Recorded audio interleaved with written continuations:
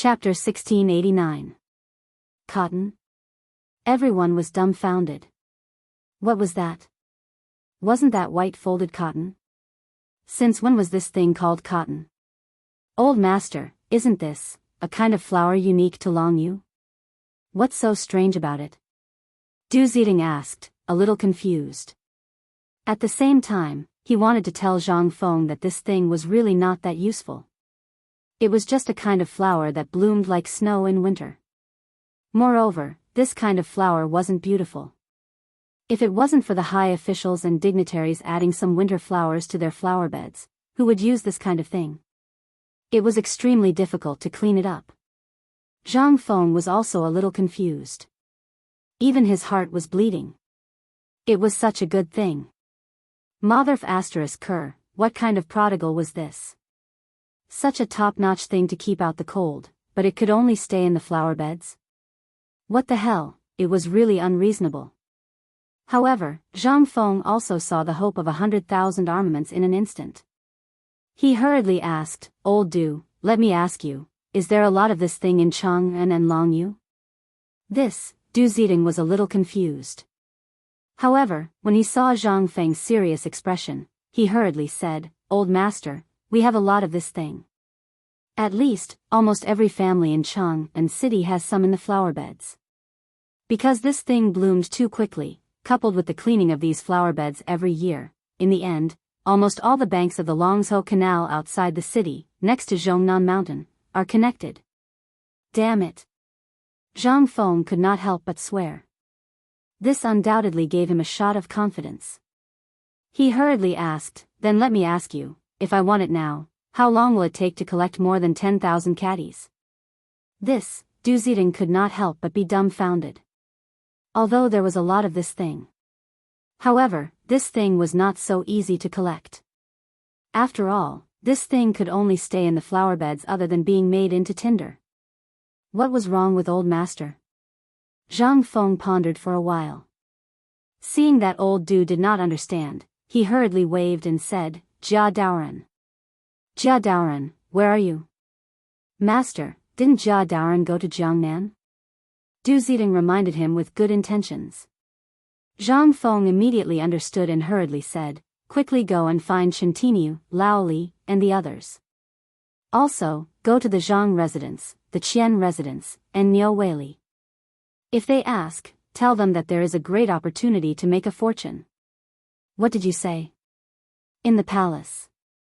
Li Shimin was leisurely playing with Empress Zhongsun and Li Tai in the imperial garden.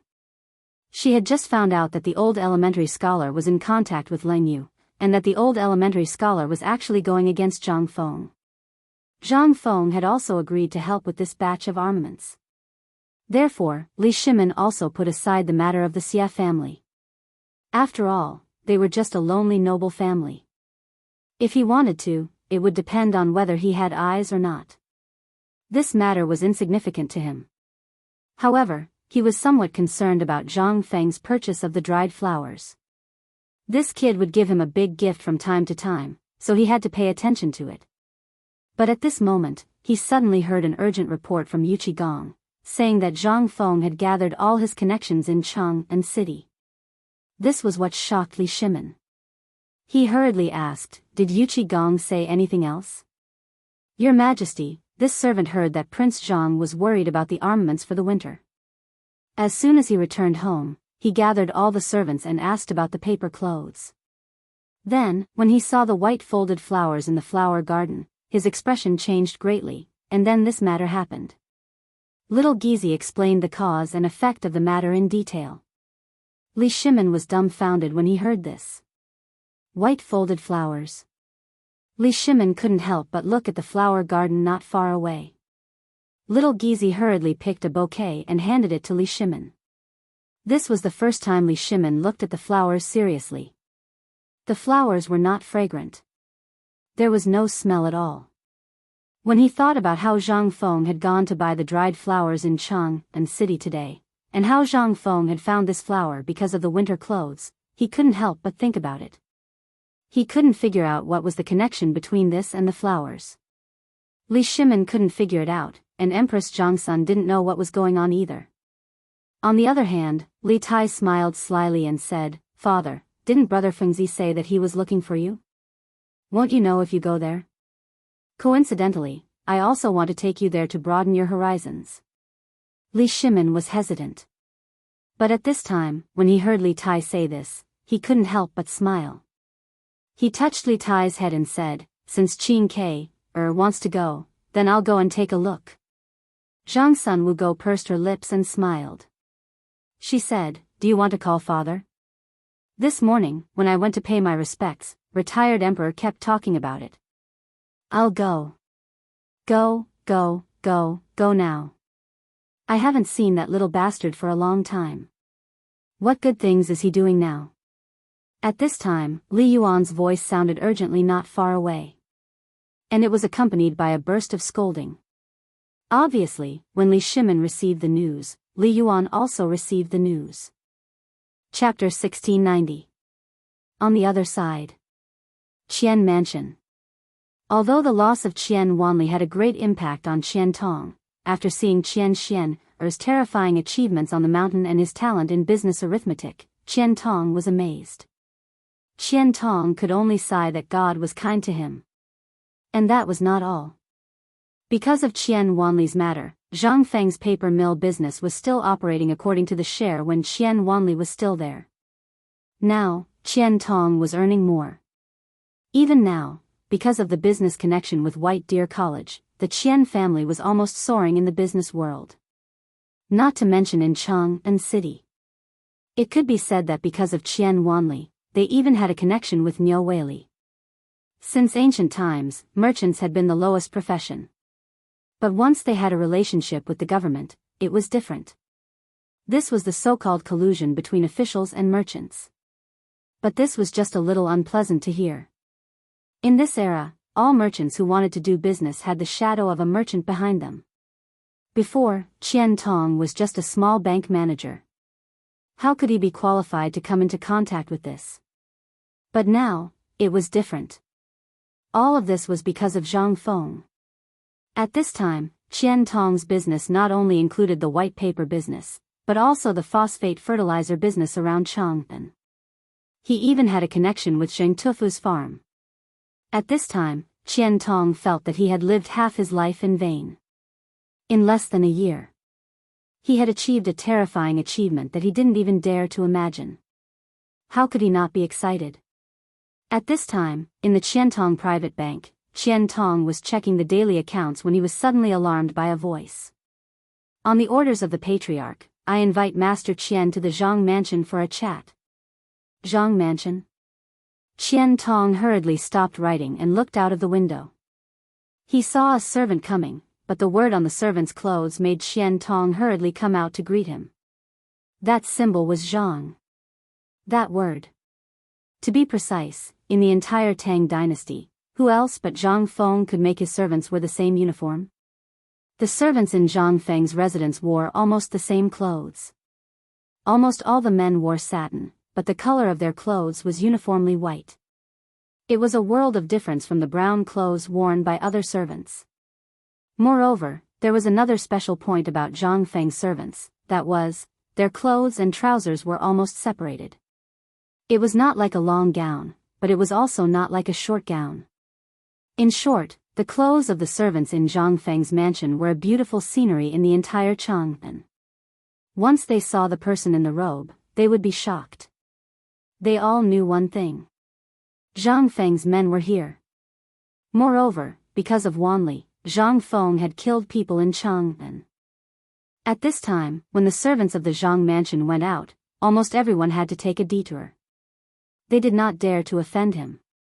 However, Zhang Feng's servants were all very humble and did not give off the feeling of arrogance. There was even a rumor that if a servant in Zhang Feng's mansion dared to put on airs, as long as Du Zidong and Steward Du heard it, they would pack up and leave immediately without Zhang Feng's order. That was the rule. The most beautiful servants in the Zhang mansion were the maids. Each of them was wearing a skirt and a pair of light blue trousers, and a slanted opening with a row of buttons on the upper part of the clothes. Her clothes accentuated her figure vividly. Every time these maids went out, a large group of men would follow behind them. There would even be fights. There were even people from the Chang and local government waiting in Zhang Feng's mansion. Once a maid of Zhang Feng's mansion went out, they would definitely warn all the men in advance. Especially the men who had improper thoughts. Zhang Feng's mansion became the cradle of the dreams of the entire Chang and city and the slaves of the right age in the surrounding areas. More importantly, it was. In the entire mansion, there was almost no other family in the entire Chang and city. It could be said that they ate better than the young ladies of the rich families.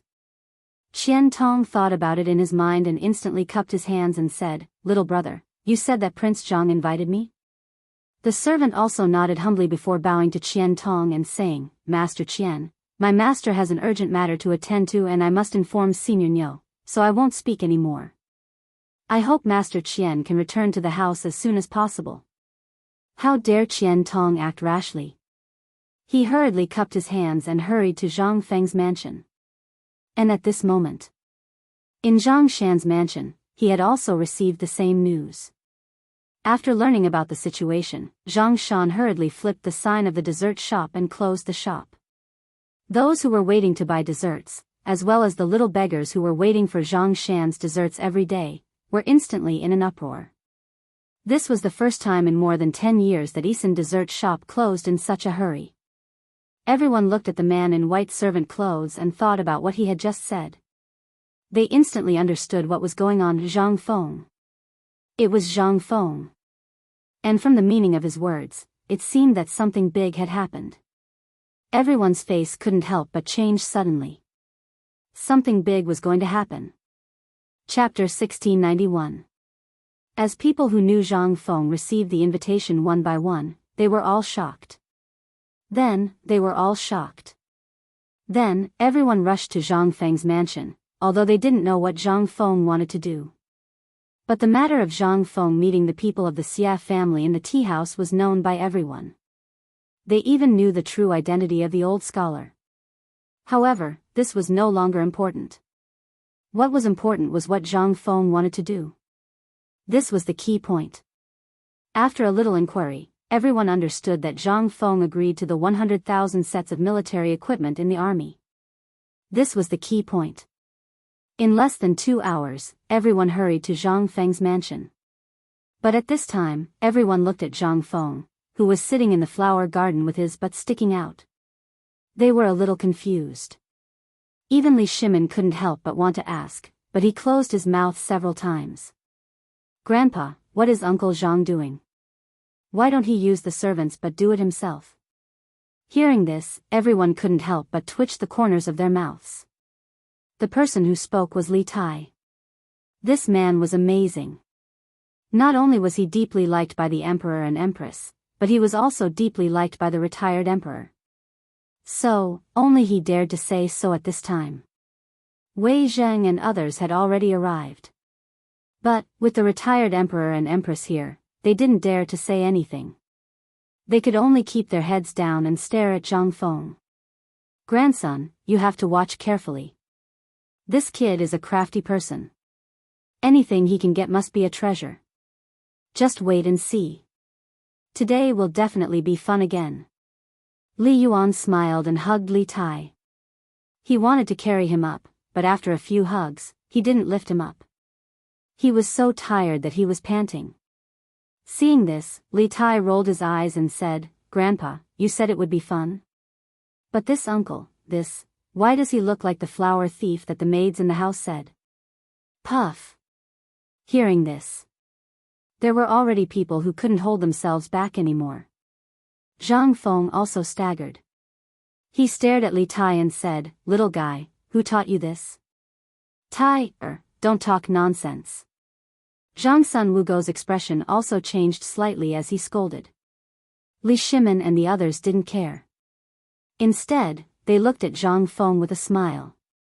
This brat had called them over. Now, they had been here for almost half an hour, and this brat was actually playing with flowers in the flower bed. No matter who it was, they would not be able to stand it.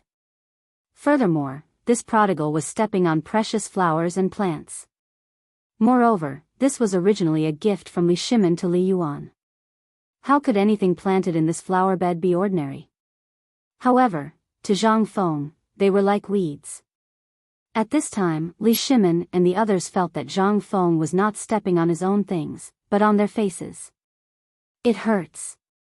His heart ached.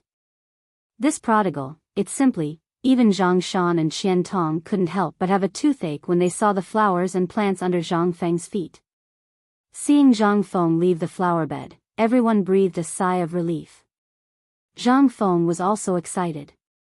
Seeing that Li Tai seemed to be declaring his sovereignty, Zhang Feng glared at him and said, "Little brat, you don't learn good things. If this was my academy, do you believe that I wouldn't let Tai Niu and the others beat you? They wouldn't dare." Li Tai also pouted and put his hands on his hips. "Enough, you're already so old, why are you acting like a child?"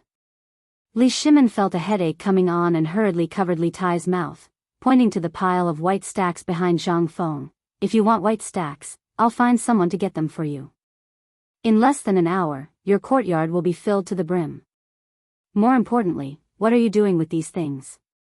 Also, brat, you should know that any of these flowers under your feet can be bought for at least 1,000 stacks of white stacks. You really are a prodigal son." Zhang Feng was stunned.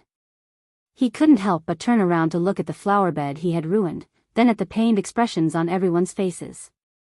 Speechless, he asked, "What you said is true?" Li Shimin shrugged and said, "Of course, this is not worth mentioning to you. Brat, your money can be said to be the richest outside of the imperial treasury."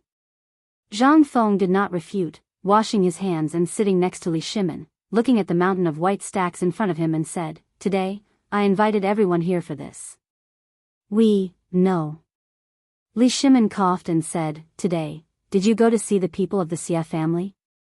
And you even wrote a poem on the street and bought dried flowers?" Zhang Feng was a little surprised. Zhang Sun Wugo said with a smile, "Second brother is right. Almost the whole of Cheng and knows about this.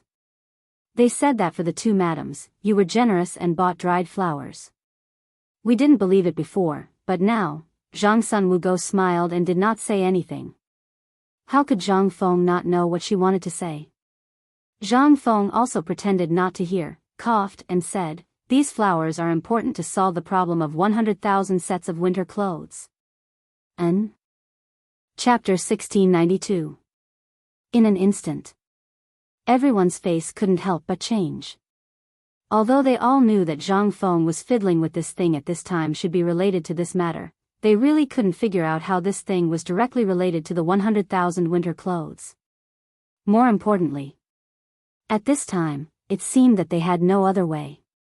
Li Shimin slowly put away the smile on his face and said seriously, "Fengzi, this matter is of great importance. Lord Zhangsun may have passed on what you promised to His Majesty at this time. At this time, it's a done deal. You don't believe me?" Zhang Feng narrowed his eyes and looked at Li Shimin. He patted him on the shoulder and said, "Lao Li, you still can't do it." In an instant, Wei Zheng and Empress Jiangxuan's faces suddenly changed. Daring to say that His Majesty couldn't do it, and in front of His Majesty, really, only Zhang Feng alone. Who dared to say this? Ahem. Ahem. Little Gizi and Du Zidong stood aside and coughed anxiously. Wei Zheng also hurriedly winked at Zhang Feng. Seeing this, Zhang Feng was stunned. Looking at everyone's face one by one, Zhang Feng asked, "Lao Li, okay, boy, let's not talk about this first. Tell me, how are you going to play? Or, how are you going to turn these flowers into clothes?" As far as Old Man knows, the Crown Prince is guarding the border at this time. If this causes unrest at the border because of this, do you know what kind of crime you will bear? Li Yuan was no longer in the mood to play. After all, he also knew that this matter was of great importance, and he had to face it seriously. Moreover, this matter is of great importance. Once the temperature in the north plummets, Tuli Khan will go south, and this matter will be serious. Moreover, it's only a day's journey from Feng province to Chang'an, so, don't joke about this. That's right, Fengzi. Because of this, your brother Li can't sleep at night. He's worried about this. You see, now that Qian has gone to Chiuzi, what if something happens? Madam, don't worry. I didn't say there was no way. Zhang Feng was also anxious. Seeing Zhang Sunwugo's distressed appearance, he couldn't help but feel numb. Zhang Sunwugo's appearance was already peerless, and now that she was crying, Zhang Feng couldn't bear it anymore. Madam Li, sister-in-law, don't worry, I have my ways. How was Zhang Sunwugo crying? It was just a method. She knew that this kid was amenable to coaxing but not coercion. But at this time, when he called her sister-in-law, she couldn't help but look at Zhang Feng with some interest. You called me sister-in-law? Zhang Feng was a little confused, but he still said, well, let's talk about serious matters. This thing is actually called cotton. I didn't know about it before, but I saw this thing in a book called Record of the World by my respected teacher. It said that this thing is unique to the Longyu Dao. But now, the Western Turks also have it, but that's not the main point. The main point is that this thing, after some simple processing, can be made into clothes. No matter how cold the winter weather is, it can make people feel as warm as spring. Moreover, you can see that this thing is very soft and elastic. Zhang Feng fiercely boasted about the cotton. For a moment, everyone was a little confused. However, what Zhang Feng said was true. This white cotton, which Zhang Feng called cotton, was really very soft. It was even softer than the ferret's fur. Coupled with the fact that Zhang Feng was excitedly introducing this thing, everyone subconsciously became excited as well. Fengzi, this thing is so miraculous, and it can be made into a mess. It's as comfortable as being stuck in wool. If this is really so miraculous, why didn't it exist before? Really, Fengzi, if you really have a way, why did you refuse to do it at the start? Faced with this series of questions, Zhang Feng felt a headache coming on. Is it because I didn't notice this thing before? At that time, if I had known that such a good treasure would be wasted like this, I would have taken it out long ago. However, it's not too late now. Right now, I have an important task for you guys to do, and that is, buy this thing in bulk for me. Zhang Feng's words were for Zhang Shan, Qian Tong, and Niu Weili. As for Lao Li, he knew that he was more anxious than anyone else, so Zhang Feng wasn't worried about them. On the contrary, the few people who had just been called over were a little confused at this time. And after hearing so many big things in the military that they had never heard of, their jaws had already dropped to the ground. At this time, when they heard Zhang Feng say this, they were a little confused. Especially Niu Weili, he had a good eye, especially because of his identity. Before, he had some doubts about the identity of Wei Zheng and the others. At this time, seeing so many people, and the momentum that these people occasionally exuded during their conversation, he could faintly guess that they were not simple. At this time, when he heard Zhang Feng say this, Niu Weili hurriedly said, I'll order people to buy it, but this thing, no one has ever bought it before, and there are as many of them as there are hairs on an ox at the foot of Zhongnan Mountain. When Zhang Feng heard this, he raised a finger and said, I'll buy it for 5 copper coins per caddy. As for how much you want to buy it, that's your business, I'll only pay 5 copper coins. Chapter 1693. After seeing them off. At this time, only Zhang Feng, Li Shimin, and a few others were left in the courtyard. Wei Zheng's courage gradually grew. Just as he was about to speak, he heard Li Yuan slowly say, Boy, this thing can obviously be sold at a lower price. Why did you ask for such a high price from the beginning? Zhang Feng smiled faintly. Looking at the warm sunset that was about to set, they followed Zhang Feng into the room. Zhang Feng then said, This is why I called them here. Businessmen, if there are no benefits, why would they help you? Besides, this Niu Weili is the county magistrate of Chang'an. Although he has an official Weibo, he is the local snake of Chang'an. If he participates, many things will be very easy to handle. Besides, this Qian Tong has been cooperating with us for a long time, and he can run a bank in Chang'an for so long. Naturally, he has his reasons. Most importantly, he is in this business. If I don't look for him, who will I look for? If I look for you, you just wave your hand and the whole world will know. In less than 10 days, this thing will be known by the whole world. Besides, Zhang Shan, although he is a peddler, the people he contacts are the same as Qian Tong, the people at the bottom. Although we have to do this business, we also need to take things from the people and use them for the people. Moreover, the whole cotton and cotton clothes will be a trend in the future. That's why I called the three of them here. Hearing this, Li Shimin and the others suddenly understood. At this time, Li Tai interrupted, "Boy, you say this white dye is really so good? Can anyone wear it in the future?" Zhang Feng's face instantly pulled a long face. Li Shimin glared at Li Tai, and Li Tai looked innocently at Li Yuan behind him. Li Shimin instantly had no way out. Li Yuan hurriedly smoothed things over and said, "A child's words carry no harm, a child's words carry no harm. Boy, why don't you say, could it be that this thing is even better than that fur?" Zhang Feng thought about it and didn't know what to say. He had no choice but to turn around and call for Du Zidong and the others to come up. He took out some cotton and some silk and cotton cloth from his house and started to flick the cotton on the spot according to Zhang Feng's instructions. This cotton ball made Zhang Feng stumped. After all, he didn't know how to do this. He had only seen it once in a classic anti-Japanese war drama, so he copied it and asked the servants to tidy up the living room. With this, the eyeballs of Li Yuan and the rest all popped out. He couldn't figure out what Zhang Feng was doing. However, the fluttering cotton soon turned everyone's heads white. In the end, they couldn't take it anymore and moved to Zhang Feng's study to admire his collection of calligraphy. After a full 2 hours, Zhang Feng reimbursed Jingshu for 3 sets of gauze curtains, and only then did he manage to make a piece of cotton the size of a bed. It was soft and elastic. Although it wasn't as good as ideal, Zhang Feng felt it was almost there. He hurriedly called the maids in the mansion and hurriedly sewed it according to Zhang Feng's request. Just when everyone's stomachs were rumbling with hunger, Zhang Feng walked into the study with a roughly made cotton-padded shirt and trousers. As soon as he entered the door, it instantly attracted everyone's attention. Zhang Feng's cotton-padded jacket was almost made according to the style of cotton-padded jacket and trousers of later generations. Therefore, the style was indeed a bit unimaginable for everyone at this time, but they didn't care.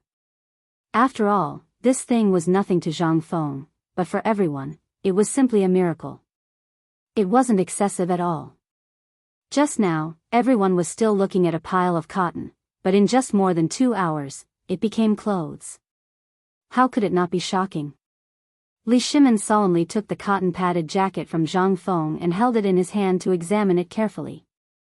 The cotton-padded jacket looked very thick, at least 2 inches thick, but it was less than an inch at the stitches. It was soft to the touch, softer than wool and mink fur. It wasn't heavy in his hand. It was as light as a feather. Li Shimin was a little shocked. But he still put it on without batting an eyelid. In an instant, that soft and warm feeling filled his whole body. At this time, Li Shimin couldn't help but ask, "Fengzi, how did you do it? Why am I really so warm? And no one has ever found such a magical thing before?" Li Shimin was very excited. But he was also very upset. This white fold could be said to be a kind of useless flower that everyone in Chang'an loved and hated. They loved it because there were still flowers in the imperial garden from autumn to winter, but hated it because every year when this flower fell, when the wind blew, it was more frightening than the white poplar flowers. The whole house was full of this thing. But who knew that it would have such a magical effect? How else could Li Shimin not be excited? 100,000 winter clothes in a month, in the bag. This was the most important thing. At this time, everyone was also a little shocked. After all, who was Li Shimin? He was the emperor. Even if Zhang Feng made phosphate fertilizer, he wouldn't be so excited. But at this time, the emperor didn't care about the scruples and directly said, "I." What did this mean? This meant that the pink material called cotton-padded jacket he was wearing was really effective. Chapter 1694. At this moment, everyone was staring at Li Shimin with their eyes wide open. To be precise, they were looking at the red cotton padded jacket and trousers he was wearing. This was simply a little unimaginable. It could even be said that it was a little ridiculous. However, at this moment, no one could laugh, and no one dared to laugh. After all, the clothes Li Shimin was wearing at this moment could be said to be a unique existence in the world. Although everyone wanted to try on the clothes and see how magical it was, but, at this moment, looking at the expression on the emperor's face, everyone almost understood half of it. This thing should not be a big problem. After all, it was made by Zhang Feng. Could Zhang Feng's products be bad? No. Fengzi, do you think this thing is really so magical? What was it? It felt as light as a cloak that was draped over his shoulders. It's just that the trousers look a little awkward. Li Shimin looked at Zhang Feng speechlessly. Just now, almost everyone was wearing a robe at this time, only wearing a pair of trousers inside. However, at this time, Li Shimin was in a hurry to put it on. After putting it on, he realized that the robe could be said to be tied to his body. It was incomparably awkward and strange. It was fine if Li Shimin did not say it. Once he said it, everyone's expression could not help but become strange. Zhang Feng shrugged and said, "This thing is actually designed for the military. The main purpose of this thing is to keep people warm. If it's not to keep people warm, why would I make it? I dare to bet that with such a jacket, even in the bitter cold of the North Desert, in the snowstorm, there is almost no problem. Most importantly, after wearing this thing, not only does it prevent cold and warm up, but it also does not affect movement at all. Don't you realize that this thing is as good as not wearing it? And most importantly, this thing, if you wear it with a little care, there is almost no problem wearing it for 2 to 3 years." Yuqi Gong and Qing Yaojin's faces lit up at his words. This kid was really thinking for them. Didn't this thing come out for them? If this was placed in the military, 3 years, how much money would they save in 3 years? Putting everything else aside, if what Zhang Feng said was true, then no one in the army would ever die from the cold. Thinking of this, Yuqi Gong hurriedly said, "Feng Zi, is what you said true or false? If it's true, then. Seeing this, Li Shimin hurriedly interrupted Yuqi Gong and said, "I have my own decision on this matter, and this matter must be reported immediately. Old Yu, quickly report this matter to the Lord Zhangsun. As for the following matters, I will discuss it with Feng Zi." As he spoke, Li Shimin turned to look at Zhangsun Wugo and said, "Why don't you take Tai, and Lord Father for a walk in the courtyard?" How could Zhangsun Wugo not know that Li Shimin had something important to discuss with Zhang Feng? He quietly left with Li Tai. This kid had been impatient for a long time. Now that he could finally go out to play, he was extremely excited. Li Yuan naturally knew the importance of this matter and did not say anything. With his hands behind his back, he called out to Li Tai and walked outside. Although the sky had already darkened, who was Zhang Feng? At this time, the entire residence was hung with lanterns. Even the trees were full of lanterns, and the entire courtyard was as bright as day. Even Li Shimin could not bear to be so ostentatious. At this time, after everyone had left, Li Shimin reluctantly took off the cotton-padded clothes on his body. He smacked his lips and asked, "Feng Zi, do you have any other use for this thing? Or rather, what other purpose do you have for creating this thing? I don't believe that you created this thing just for the army." As he spoke, Li Shimin's eyes stared straight into Zhang Feng's eyes, wanting to see everything about Zhang Feng.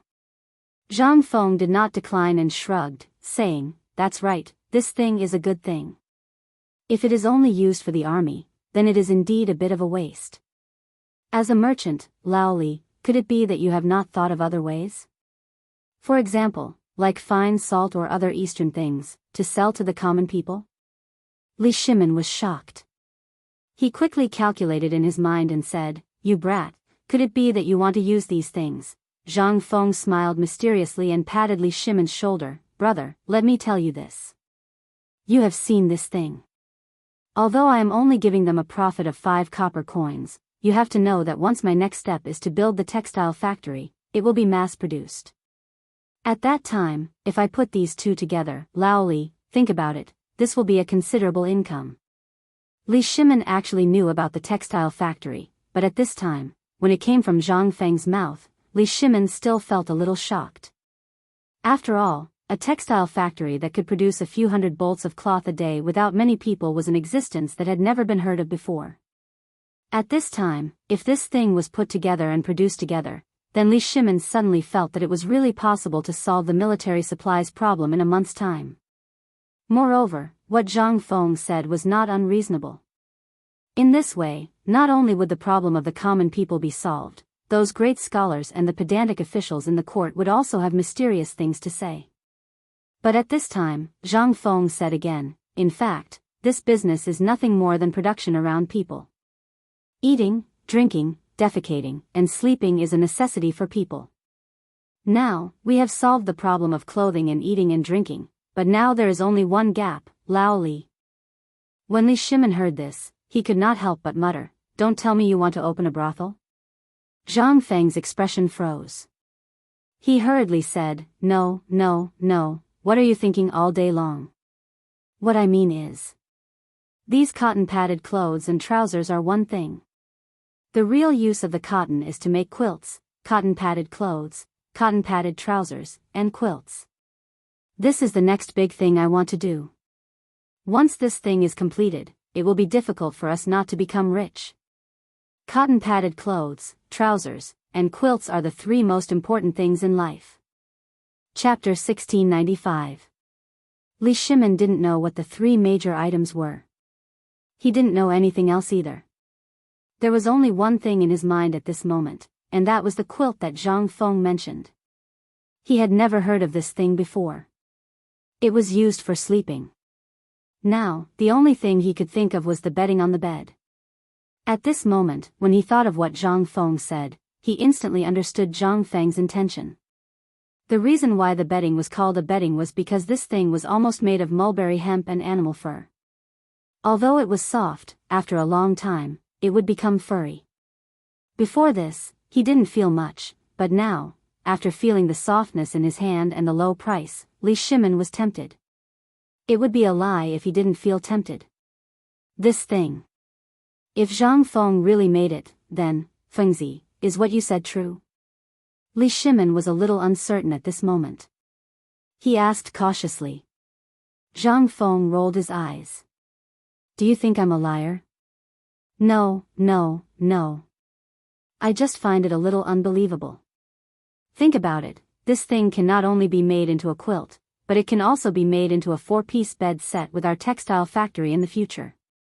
Then, it can be made into a sleeping bag for travelers, that is, sleeping bags for people who go out often. Lao Li, we're going to be rich. And I can guarantee that when this thing makes money, it can make money from fine salt and forging factories." "Wait." Li Shimin quickly stopped Zhang Feng, who was about to blindly talk, and asked, "What is the sleeping bag you mentioned?" When Zhang Feng heard this, he immediately reacted. He thought for a moment and said, "Lao Li, aren't we now raising military equipment for the army? Let me ask you, if we can produce a thing that can make soldiers sleep directly in the snow, how much do you think we can make? How much can Lord Zhangsun give us?" Seeing that Li Shimin was about to ask again, Zhang Feng hurriedly stopped Li Shimin and said, "This sleeping bag is made from a quilt made into something like a gunny sack. A thin layer of rubber is applied on the inner and outer lining of this gunny sack to create a waterproof layer and an insulating layer. This way, when you sleep, you only need to crawl into the bag. No matter how heavy the rain and snow outside, it will still be as warm as spring. Think about this thing, is it good?" Li Shimin was a little speechless. "Let's not talk about whether this thing is good or not, you have to make it first. Otherwise, what can I use to fool the court? No, I mean, show it to those old things in the imperial court. Fengzi, let's talk about something more practical. How much do you intend to buy a set?" After pondering for a moment, he asked the questions. This was the biggest problem. Now, his identity was a businessman. At this time, they had not talked about money after chatting for so long. This was a little unreasonable. What if this kid remembered later, wouldn't he be exposed? Zhang Feng pondered for a moment and said, I'm a businessman, business is business. The cost of this set is temporarily set at 50 coins. Hiss. 50 coins? Although Li Shimin was also thinking about the price in his heart, he was also shocked by the final price that was mentioned. In his opinion, this thing, no matter what, would be at least 100 coins. But he did not expect that Zhang Feng would directly give him a 50-50 price. And most importantly, Zhang Feng's price was really too low. Seeing this, Zhang Feng smiled and said, Do you think I'm deliberately trying to please you? Otherwise, why would such a good cotton coat only be sold at the price of a paper coat? Li Shimin nodded subconsciously. Only then did Zhang Feng say, to set a price, you have to sell it. And now, this thing is not only connected to the military, but also to the common people. Do you think there are many people who can take out 50 copper coins to buy clothes now? Li Shimin frowned in surprise. According to the previous situation, almost everyone will buy, that's right. You said that almost everyone will buy it. But if we directly raise the price to 100 coins, think about it, how many people will be able to afford it? This does not include the profit margin of the second-hand dealers. Let's put it this way, although we only have a profit of 50 coins, if the people buy it, on average, it will reach about 60 coins. What I said is what I know. Whether there are other profit chains in this, I don't know. So, Lao Li, what do you think of this price? Also, we can't afford to lose the border. Let's set the price as doing something for the military. After all, if the border is lost, the first to suffer will be us merchants. Li Shimin was a little enlightened. But at this time, he also understood why this guy was not so stingy when they were talking about the production of armaments. This was all because this guy thought further than anyone else. After all, Zhang Feng was right. Once Chocho was lost, once the Turks came in, the first to suffer would be them merchants. There was no escape. Chapter 1696. Zhang Feng's plan was good. It could be said that she had thought of it since the first time she told Zhang Feng about making weapons. But why didn't this kid say anything? Thinking of this, Li Shimin couldn't help but smile bitterly. You had this plan from the beginning, didn't you? Zhang Feng shrugged and threw a cigarette to Li Shimin.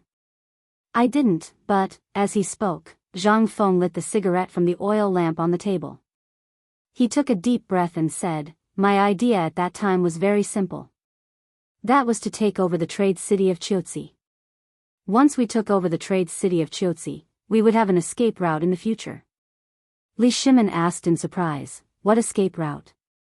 Zhang Feng looked at Li Shimin for a long time and said doubtfully, Lao Li, sometimes I feel that your talent in business is extremely terrifying. If you learn from me for a month or so, it won't be a problem for you to become the richest person in the world in the future. But you are a busy man. Li Shimin's expression stiffened. Under the cover of the night, he smiled and brushed it off. Zhang Feng didn't take it seriously and said to himself, Actually, merchants are ultimately not presentable. Most of the time, they are even the target of disdain by the officials and the literati. In their eyes, we merchants are just a group of people who buy low and sell high. We are just a group of people who only care about profit. Li Shimin didn't object to Zhang Feng's words. He said, You are right. Isn't that how merchants are? You think so too? Zhang Feng was a little surprised. Li Shimin knew that he had misspoken and hurriedly waved his hand. No. What I mean is, this is how it is in the eyes of many people. Scholars, farmers, businessmen, why is the merchant last? Why do we have to kneel when we see the officials? This is all. Zhang Feng was a little unhappy. To be honest, Zhang Feng was also a merchant at this time. He was just carrying the name of the academy on his back. However, Zhang Feng was different from a merchant at this time. Zhang Feng pointed at himself and Li Shimin and said, Look at us. The kind you're talking about is just the kind of people who set up stalls on the street. That kind of people can't be called businessmen. More or less, they are just ants. They just sell the fruits of their labor to people who need it. And the businessmen I'm talking about are people like us. You can look at the whole Tang dynasty and before that. Have you ever seen a business model like ours? This, Li Shimon's expression instantly froze. Zhang Feng was right. Before and at this time, almost all the businessmen in the Tang dynasty were family members. Even if they hired workers, they were almost all there to do odd jobs. At this time, Li Shimon recalled the operation of Zhang Feng, Wei Zheng, Fang Xianling, and the others at this time. He couldn't help but be stunned. They were not real businessmen. If they were real businessmen, then, this would be terrible. This was the business that Li Shimon created according to his own conjecture. After thinking about it casually, he instantly understood the meaning of Zhang Feng's words. Li Shimon couldn't help but be surprised and said, "Do you mean that you want to start with the people of the 5 families and 7 clans?" Dealing with these big families had always been Li Shimon's worry. These clans had the hegemony of the Tang dynasty's market. Even Li Shimon didn't dare to provoke them easily, such as the iron mine before.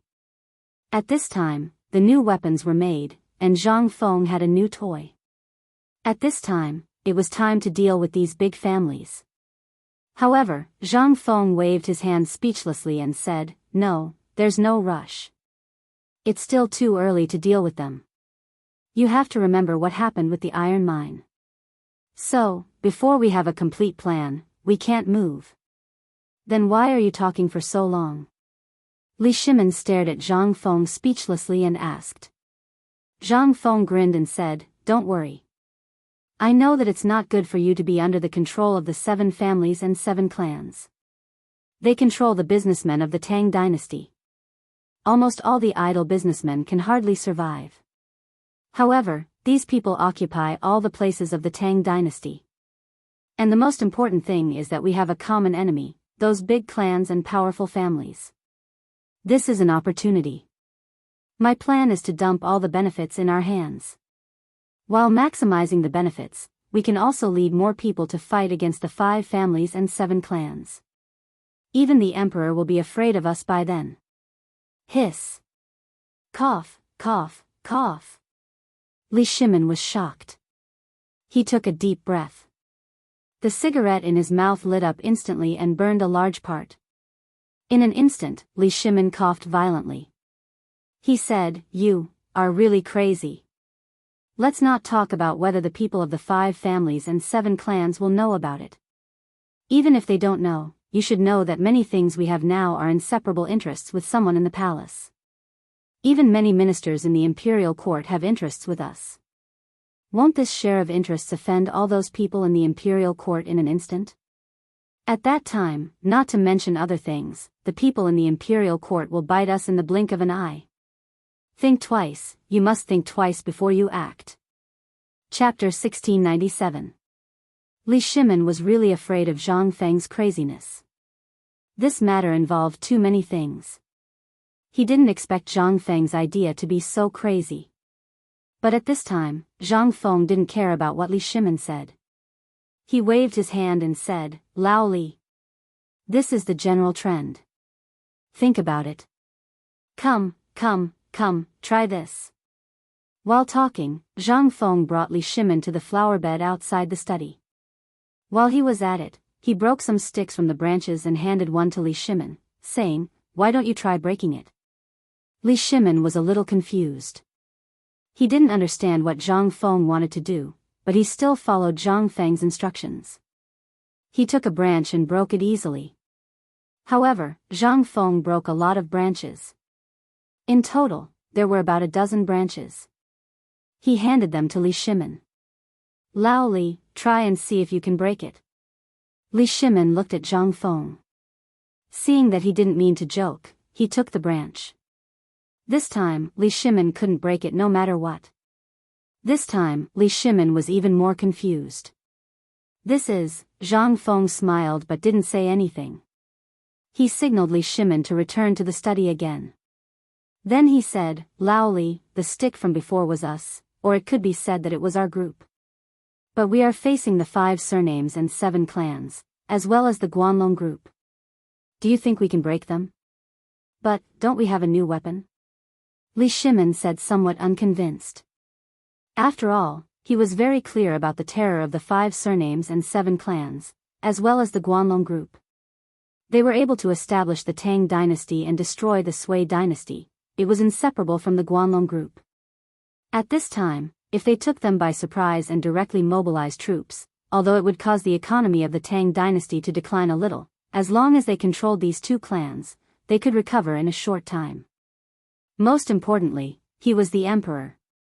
If he couldn't control everything in the world, then, what was the use? Zhang Feng also saw Li Shimin's anxiety.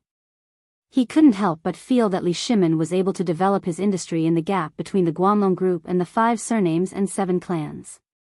At this time, it was not surprising that he had such an ugly expression and strong killing intent. Seeing Li Shimin's gloomy face, Zhang Feng patted Li Shimin's shoulder and said, "Lao Li, don't worry. You want to hear me out. It's not that we don't want to deal with the 5 surnames and 7 clans and the Guanlong group, but it's not the right time yet. You saw that wooden stick too. That thing is equivalent to what I said just now. Joining forces with those weak families and merchants, it seems that our profits have shrunk, but do you know what we can do with just a few of us? You should know that there are still countless businessmen under our control who can still find profitable business, such as second-hand dealers. Then we should just open our arms. Although it seems that we are earning less now, think about it. The streets of Chang and city are full of businessmen. These people, if they all buy goods from us and then pull them to other places, such as other villages and towns, then, you should know that this is the maximization of profits. At that time, no matter what those people in the court do, they will make more than twice as much as they do now in less than a month. Aren't you worried about the court? Don't worry, nothing will happen. Also, even if the Guanlong group and the 5 surnames and 7 clans make a move at this time, it will be too late. As long as our actions are fast enough, we can settle this matter before they find out the clues. By then, even if they want to stop us, it will be too late. After all, they won't be able to stop the public from gossiping. There's also Chotzi City. At present, although water transportation has been developed, it still needs to be rerouted in Luo State. It's not used by ordinary merchants, so the land route has become their main transportation hub. And Chotzi City is a place they have to pass through. When the time comes, even if the 5 surnames and 7 clans, Guanlong group, and even the emperor are dissatisfied with us, we will have our own place to push them. Half of the Tang dynasty's industries are connected to each other, and it will be our natural barrier. This is my current business model, and it is also the safest and most reliable business model. What do you think? Zhang Feng told him everything he knew and wanted to say in one breath.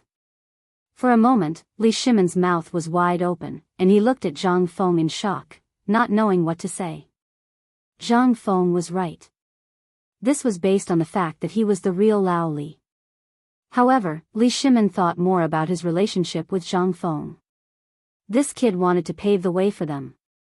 In the past, which businessmen who worked closely with the court had a good ending? Zhang Feng was not afraid.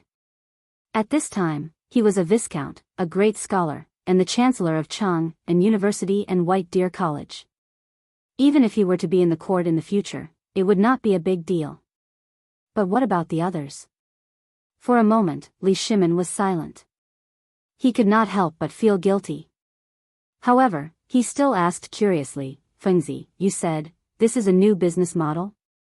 "Yes. Distribution business." Chapter 1698.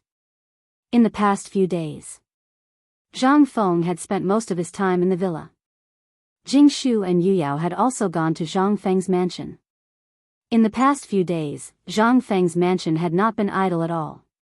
The most eye-catching thing was the mountain of white cotton. No matter how much they tried to persuade Zhang Feng, he would not listen. Instead, he called it cotton. There were also all kinds of fabrics bought from Chang'an. There was also a large group of craftsmen coming in and out. The huge mansion, which was usually very quiet, had suddenly become as lively as the new year. In the backyard of Zhang Feng's mansion, all the women in the mansion, including those from Tonghui Lane, had been recruited. The entire backyard was now a vast expanse of white. If one looked down from above, they would think that it was snowing. The main job of these women was to use a gigantic bow-like object to flick away the cotton that was piled up like a mountain. Then, they would press it down and sew a layer of gauze with large holes on it. Then, they would cover it with another layer. And so on. Until the thickness of the gauze reached the standard of 2 inches. Although Zhang Feng's mansion was very big, it still felt a little cramped when more than 300 people were working at the same time. Among the 4 courtyards in the east, west, south, and north, except for the east courtyard, which had always been closed to the public, the other 3 courtyards, including the front yard, the backyard, and the courtyard, were all piled up with a mountain of cotton. In the hundreds of empty rooms, the finished cotton was almost bursting out of the windows. At this time, the servants and guards in the mansion were dumbfounded when they saw the people coming in and out, and then looked at the snow-white things on top of their heads. No one knew what Zhang Feng was going to do. But the only thing was that the money in the mansion had been emptied of 10 big wooden chests. It should be known that one chest was worth 1,000 strings of cash. Master bought so many white cotton. What is he going to do? How much money is left in the mansion for him to squander like this? Sigh. Who knows? For the past 2 days, everyone outside has been crazily spreading the news that our master has lost his mind. I think, that's right. Even if you give it to someone for free, no one will want it. How did it become a treasure in front of master? Who knows? Don't say any more. Housekeeper Du is here. Along with a burst of whispers, a voice rang out. Everyone hurriedly shut their mouths. Not far away, Du Zidong walked over with her hands behind her back and a head full of cotton. Seeing that they had nothing to do, Du Zidong couldn't help but scold them. However, right at this moment, suddenly, he realized that Qing Chumo had come in a hurry with some people. As soon as he entered the house, he carried the cotton wicks that had been made in the house and walked out of the door. How could this be? Child Chen, what are you? Master said that these things were made for the military. If you take them, then, before he could finish, Qing Chumo pushed him aside and said, all right. These are the things that the 4 great Confucians want. Feng Zi knows about it. I'll tell him personally later. As Qing Chumo spoke, he turned around and urged the people behind him, aren't you moving faster? When the people behind him heard this, they didn't dare to be careless. They hurriedly lowered their heads and carried the things away. In fact, the people that Qing Chumo brought were Ma Zhou and the others. The purpose of their visit was actually not that Chu Suiliang and the others had asked them to come. It was because they were itching to know that Zhang Feng was hiding here and tinkering with so many good things. Therefore, they took advantage of the time when Zhang Feng went to the small pub to sneak into Zhang Feng's mansion. Otherwise, even if they were given 10 guts, they wouldn't dare to come and rob openly. It should be known that the guards and servants in Zhang Feng's mansion were all top experts. In addition, although there were many people in the mansion at this time, they were all close to Zhang Feng. Therefore, they had to take it easy. The most important thing was, they were following orders. They didn't want to do this. However, the retired emperor was burning the fire. Who dared not to come? A few nights ago, after Li Yuan saw Zhang Feng's cotton-padded clothes, he simply forgot to eat and sleep. However, he also knew that Zhang Feng was too busy these days. Therefore, he thought of such a clever idea. He thought that he would hide comfortably on Shao Mountain and drink with the 4 great Confucians. Instead, he let Qing Chumo and the others be the thieves. However, Qing Chumo and the others were also afraid of Zhang Feng, this abnormal person. The most important thing was that Zhang Feng had the magical weapon that they longed for. They didn't dare to offend Zhang Feng at this time. They could only look for an opportunity to do this. After everyone hugged slowly, Qing Chumo also pretended as if nothing had happened. Under the eyes of Du Zidong and the others who were staring at him with blood-red eyes, he calmly walked away. As he walked, Qing Chumo also said, well, old Du, didn't Feng Zi just go out? I know where he went. I'll go find him now. You do your thing.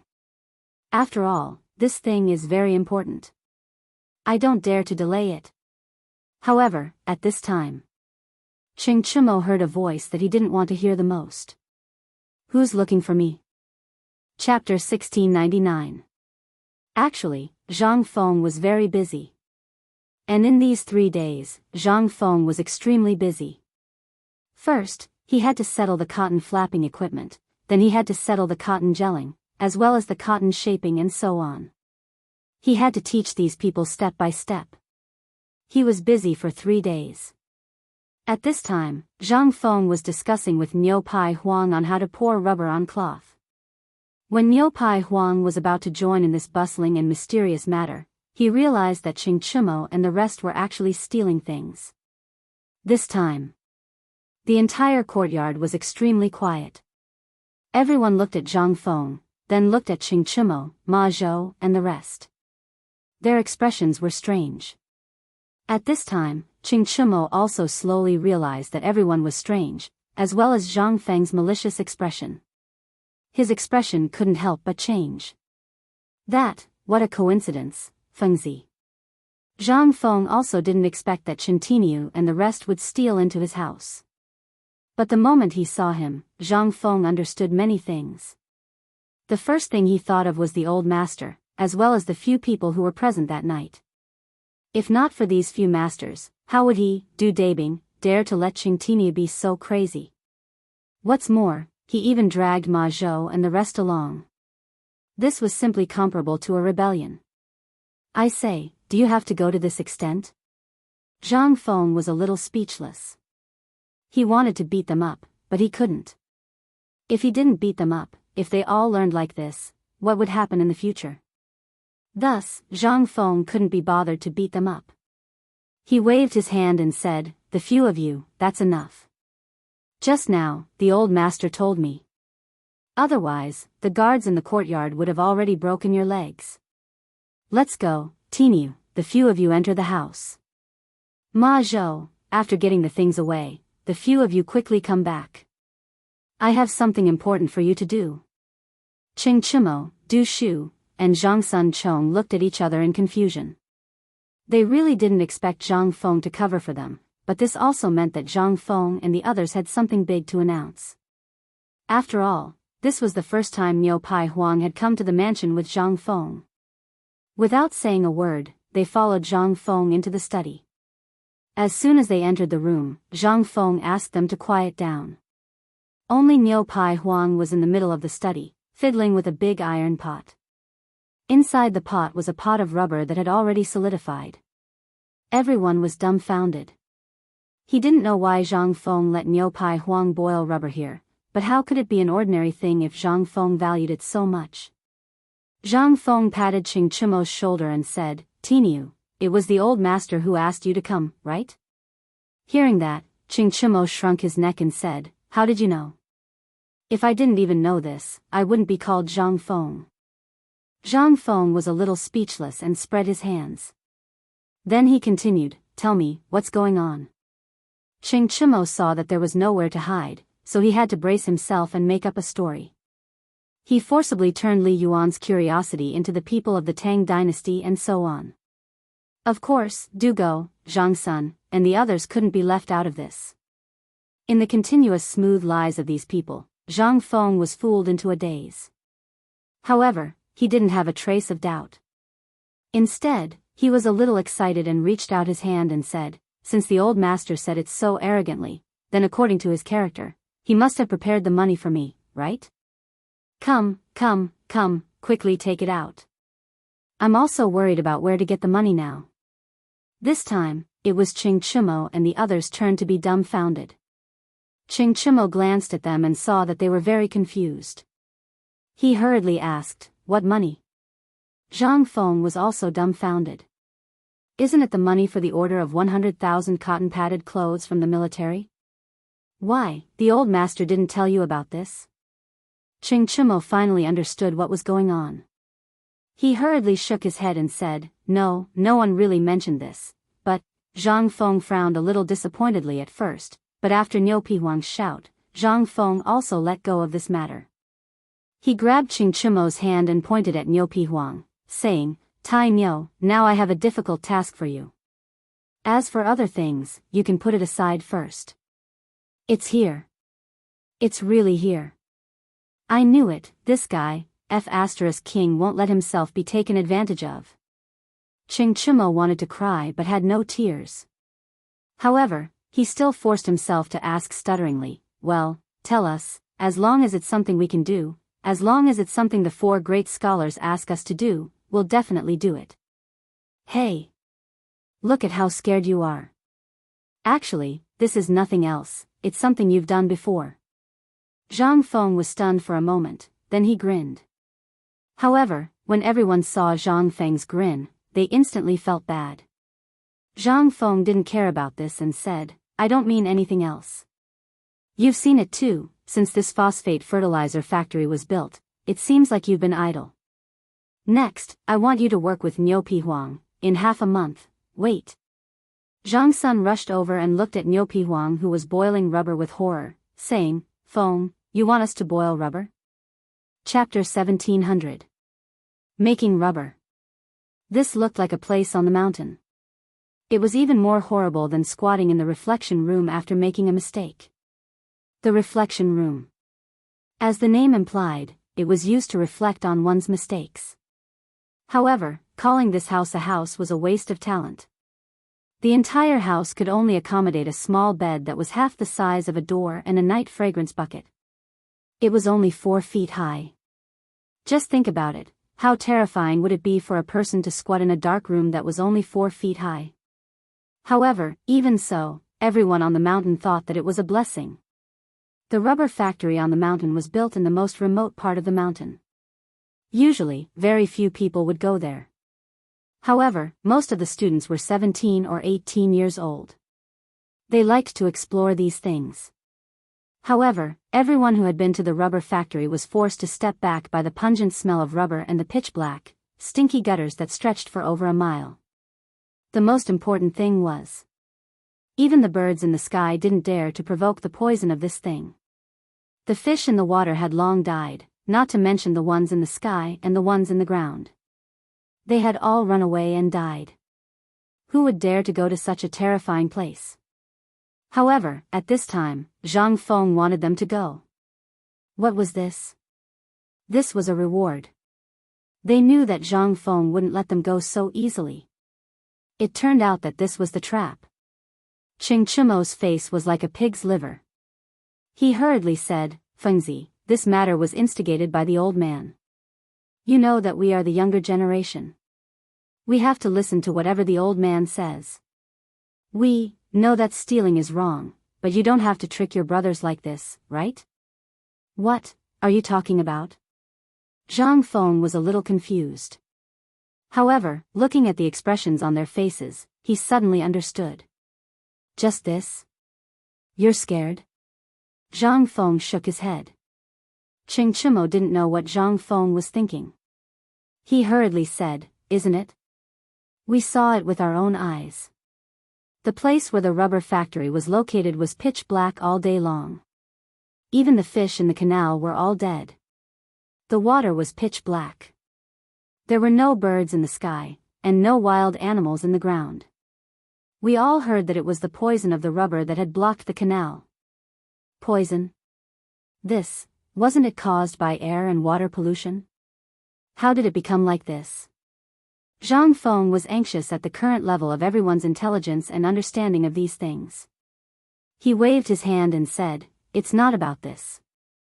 I mean, the textile factory should start. At present, we have enough cotton in Guanyi, Shannon, and Longyu Road. However, the fabric is not enough. If we want to make 100,000 cotton-padded clothes in a month's time, we have to think of a new way.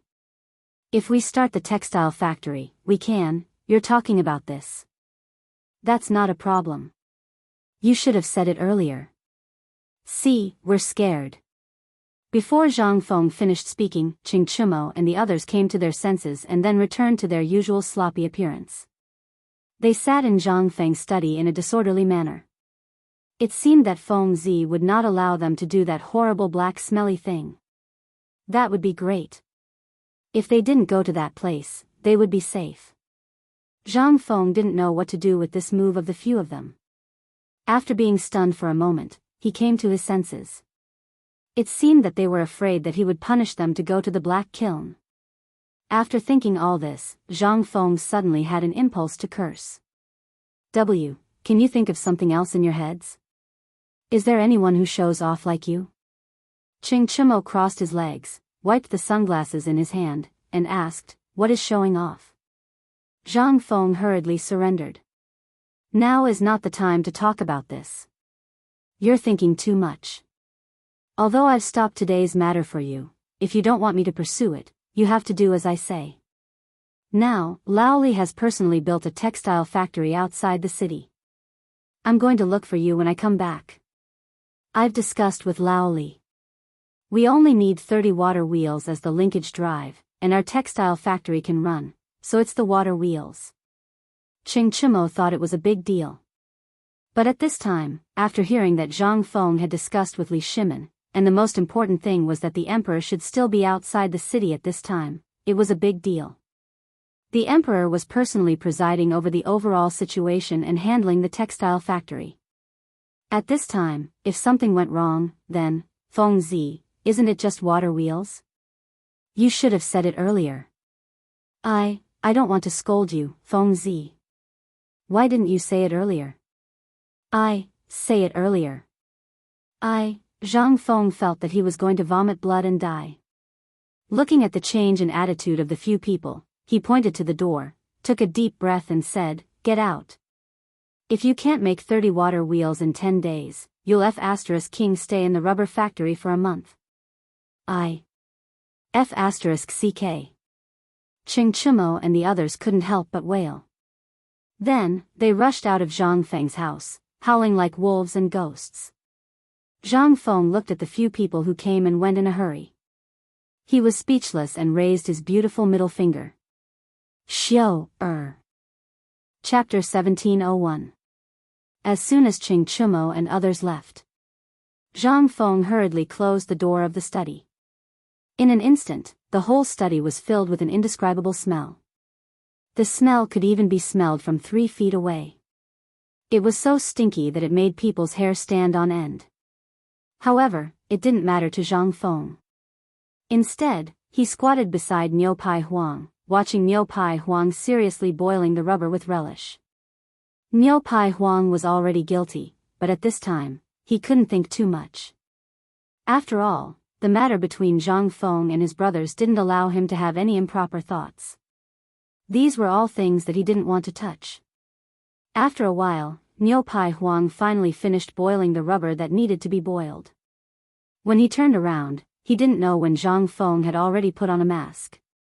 Niu Pai Huang was stunned, but still said, Director, it's done. Hearing that, Zhang Feng waved his hand and said, hurry up, get a basin of water. Niu Pai Huang was stunned. What was he going to do? However, according to Zhang Feng's request, he hurriedly went outside the study to find a basin of water. When he came in, he found that Zhang Feng had picked up a piece of cloth. After seeing him come in, Zhang Feng carefully put the cloth in the water. Niu Pai Huang didn't understand, but he didn't ask much.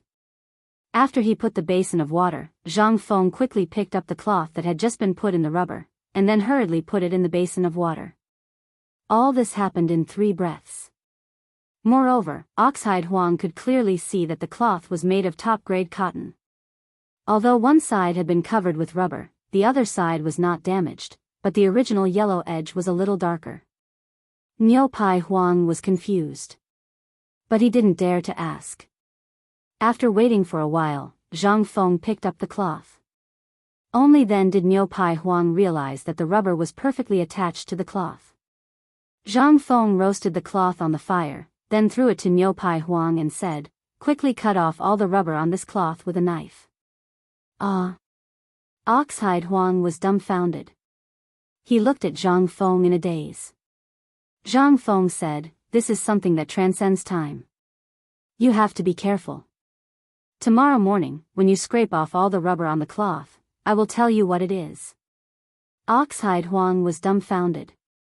Looking at Zhang Feng, who was yawning as he left, and then looking at the thick stack of cotton cloth, he couldn't help but stare. But he didn't dare to say anything. He could only sigh and hurriedly do as Zhang Feng asked. After Zhang Feng left, Qing Chimo and the others slipped back into the study. As soon as they entered, they stared at Niu Pai Huang and said, "Old Huang, what are you doing?" Niu Pai Huang shook the cloth in his hand helplessly and said, "I don't know what the dean wants to do. He just threw such a good cloth into the rubber, and then asked me to scrape off the rubber on it. This. Don't you know what you are doing?" Qing Chimo and the others looked at each other. No one knew what Zhang Feng wanted to do. They could only say, "You, do it first. Let's wait and see." Did Feng say anything? After Niu Pai Huang recounted Zhang Feng's words in full detail, Qing Chimo and the others were also dumbfounded. They could only urge Niu Pai Huang to hurry up and do it. Intuition told them that what Zhang Feng wanted to do this time was after all somewhat inconceivable. After all, Zhang Feng wasn't an ordinary person. When you felt that something was wrong with him, it was also when he was doing something. At this time, you had to pay attention. If you didn't pay attention, he would give you a huge surprise. And at this time, what was Zhang Feng doing? At this time, he was tinkering with 100,000 armaments. He could actually do something that no one could understand at this time. What was he doing? This guy was definitely doing a huge surprise. At the thought of this, Qing Chimo's eyes rolled. He signaled Yuchi Baolin, Wei Shuyu, and the others with his eyes. They were all wily old foxes. With just a glance and a movement, they could almost understand. After they left the study, Qing Chimo said with a rare seriousness, "I think what Feng wants to do this time is definitely related to the 100,000 armaments. And you also know how important this matter is not only to the second master, but also to my family and Baolin's family. So, I think, should we tell the family about this matter? Is there a need to say this? If it weren't for the fact that you all didn't say anything, would have gone back long ago." "Oh right, Tai Miao, have you given those things to the second master and the old master?" Zhang Sun looked worriedly at Qing Chimo and asked. Qing Chimo gave Zhang Sun a reassuring look and said, "Don't worry, I just asked Ma Zhou and the others to send these things to Cheng and Hotel. There are specialized people there who will send them back safely. But I got some for my father." Zhang Sun rolled his eyes and said, "I knew you wouldn't be honest." "Oh right, remember to get some for my family. My father is getting impatient from waiting." "Me, too." Dugo looked at Qing Chimo with a smile. Seeing this, Qing Chimo couldn't help but twitch the corner of his mouth. But he still said, "Don't worry, I've sent them all. I didn't see any of you coming to help just now. Good fellow, you were all waiting for me to catch them for Feng, right? And you call yourselves brothers." Chapter 1702. Li Yuan, who was waiting on the mountain, was a little upset. Although he always wanted to come to the mountain to drink with the four great scholars, Dr. Sun, and others and reminisce about the old days, such a beautiful day was very comfortable. More importantly, it could block the mouths of those leisurely people in the imperial court.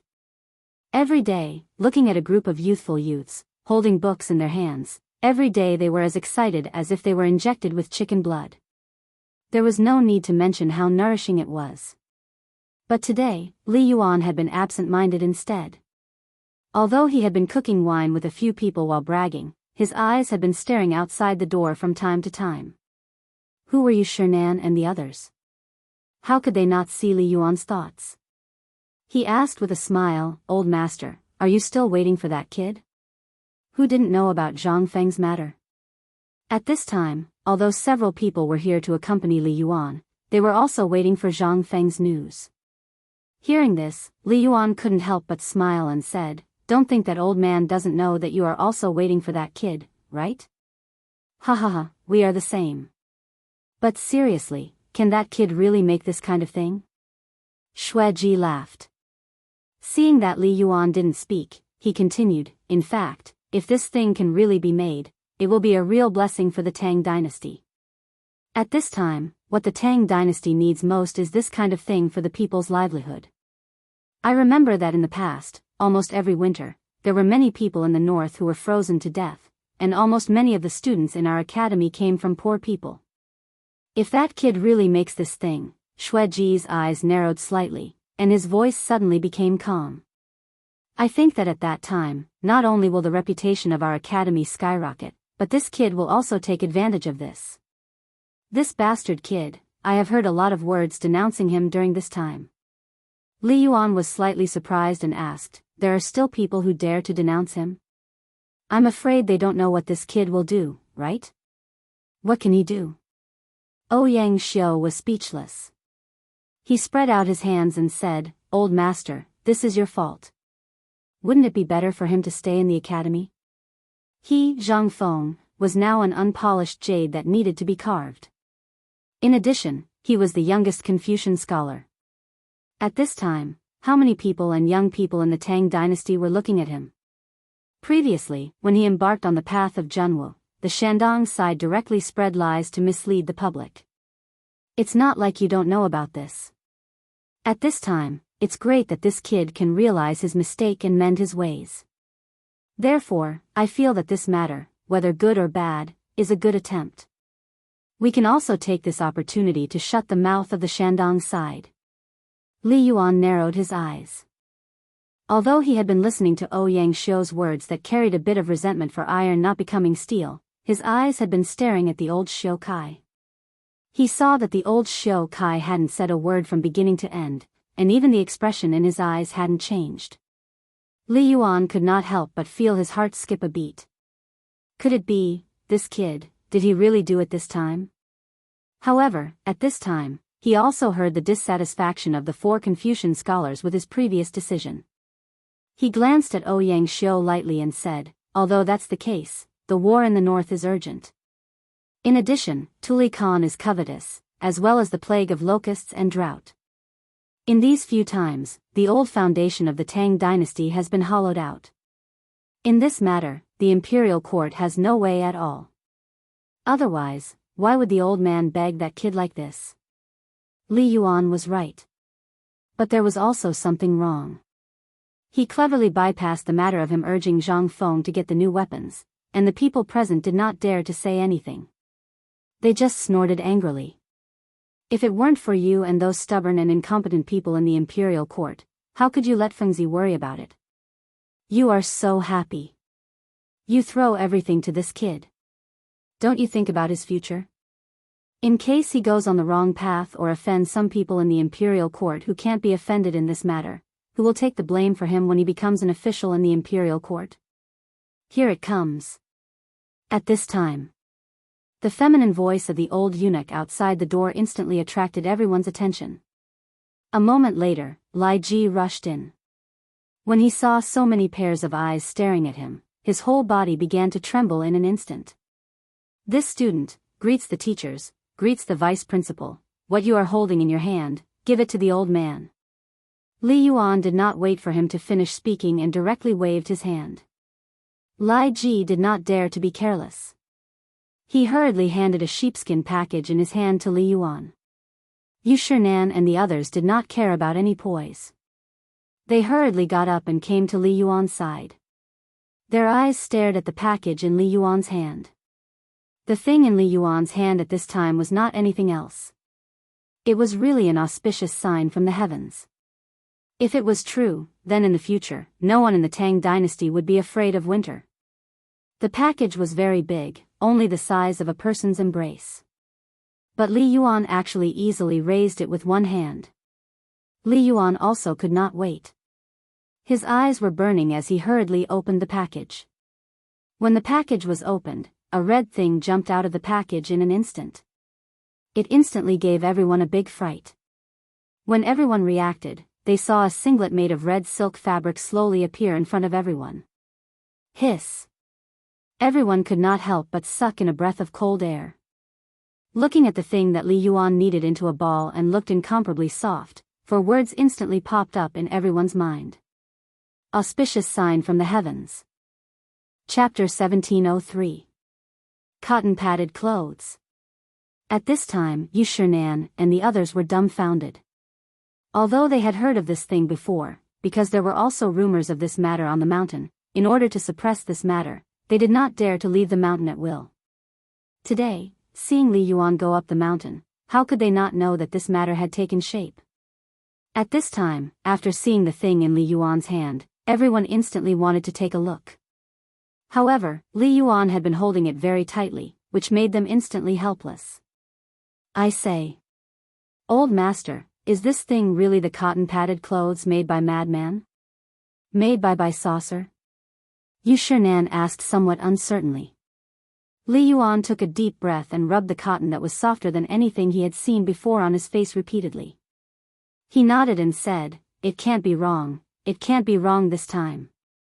This thing was indeed made by Feng Zi. This thing is really an auspicious sign from the heavens. In the future, no one in my Tang dynasty will freeze to death." At this time, everyone was shocked. Seeing Li Yuan like this, everyone stepped forward one after another. A perfectly good piece of clothing was instantly torn and the cotton fluff was flying everywhere. This group of old men, who were about to see the picture, seemed to have seen a rare treasure. The perfectly good cotton-padded clothes could not wait to tear them into pieces and rub them into their cheeks. "I'm really a good thing. Why didn't anyone find out that by saucer had such a magical effect before? How did this kid find out the magical effect of this thing? This thing was simply a pity to abandon before. Who would have thought that it would actually be such a divine thing? This is really an auspicious sign. God bless the people of my Tang dynasty." Amidst the waves of exclamations, Li Yuan pressed his hand and let everyone calm down. The significance of this thing was really too great. After all, if the price of by saucer was spread out, then the price would definitely skyrocket in an instant. This thing was only used to ignite the fire in the past. The few people here were all like the pillars of the Tang dynasty. How could they not think of it at this time? After sighing with emotion for a while, everyone could not help but worry. It was true that this thing was a good thing. But if it was really hyped up by someone, or if this matter was spread out, then the consequences, between the old man and old man, this matter, shouldn't it be kept a secret? About the cotton. I don't think it's going to be easy to hide the matter of by Daisy. After all, that kid has already caused a huge commotion at the foot of the mountain. I think someone has already noticed this matter. Therefore, what we need to do is to clean up this kid's mess. Before this matter spreads, we have to gather by Daisy as fast as we can. Li Yuan's words became a prophecy as he stated where the biggest problem was at this time. The few of them discussed and immediately came up with a countermeasure. After all, there was an absolute problem with this matter. Even if that brat was easy to attract attention, it was impossible for everyone to believe it. The price of the white stack was controlled by the emperor. At this time, almost everyone in the court knew that the emperor was Lao Li. Therefore, who would dare to touch Zhang Feng, the god of plague? The few of them did not worry too much about this matter. The only thing they were worried about was those big clans. Once this matter was completed, the first to bear the brunt would be these big clans. This loss was not just a matter of a few goods. What they would lose was their connections. It was people. It was the market. Once the cotton products were on the market, the first to bear the brunt would be the cloth trade. Then, it would be the biggest cloth trade now, Suang Satin Shop. This was the most important industry of the Zheng family in Xinjiang. This industry was not only spread throughout the Tang dynasty, but also involved several countries around the Tang dynasty. More importantly, the Zheng family bore the title of the royal family. Once it stopped, then, one could imagine what kind of revenge the Zheng family would take. The Zheng family was not scary. What was scary was that the 5 families and 7 sects were connected. Once one of them was moved, then it would not only affect the Zheng family, but also the entire 5 families and 7 sections. It was very likely that they would officially start a war with the 5 families and 7 sects. Therefore, the few people involved in this matter were so serious.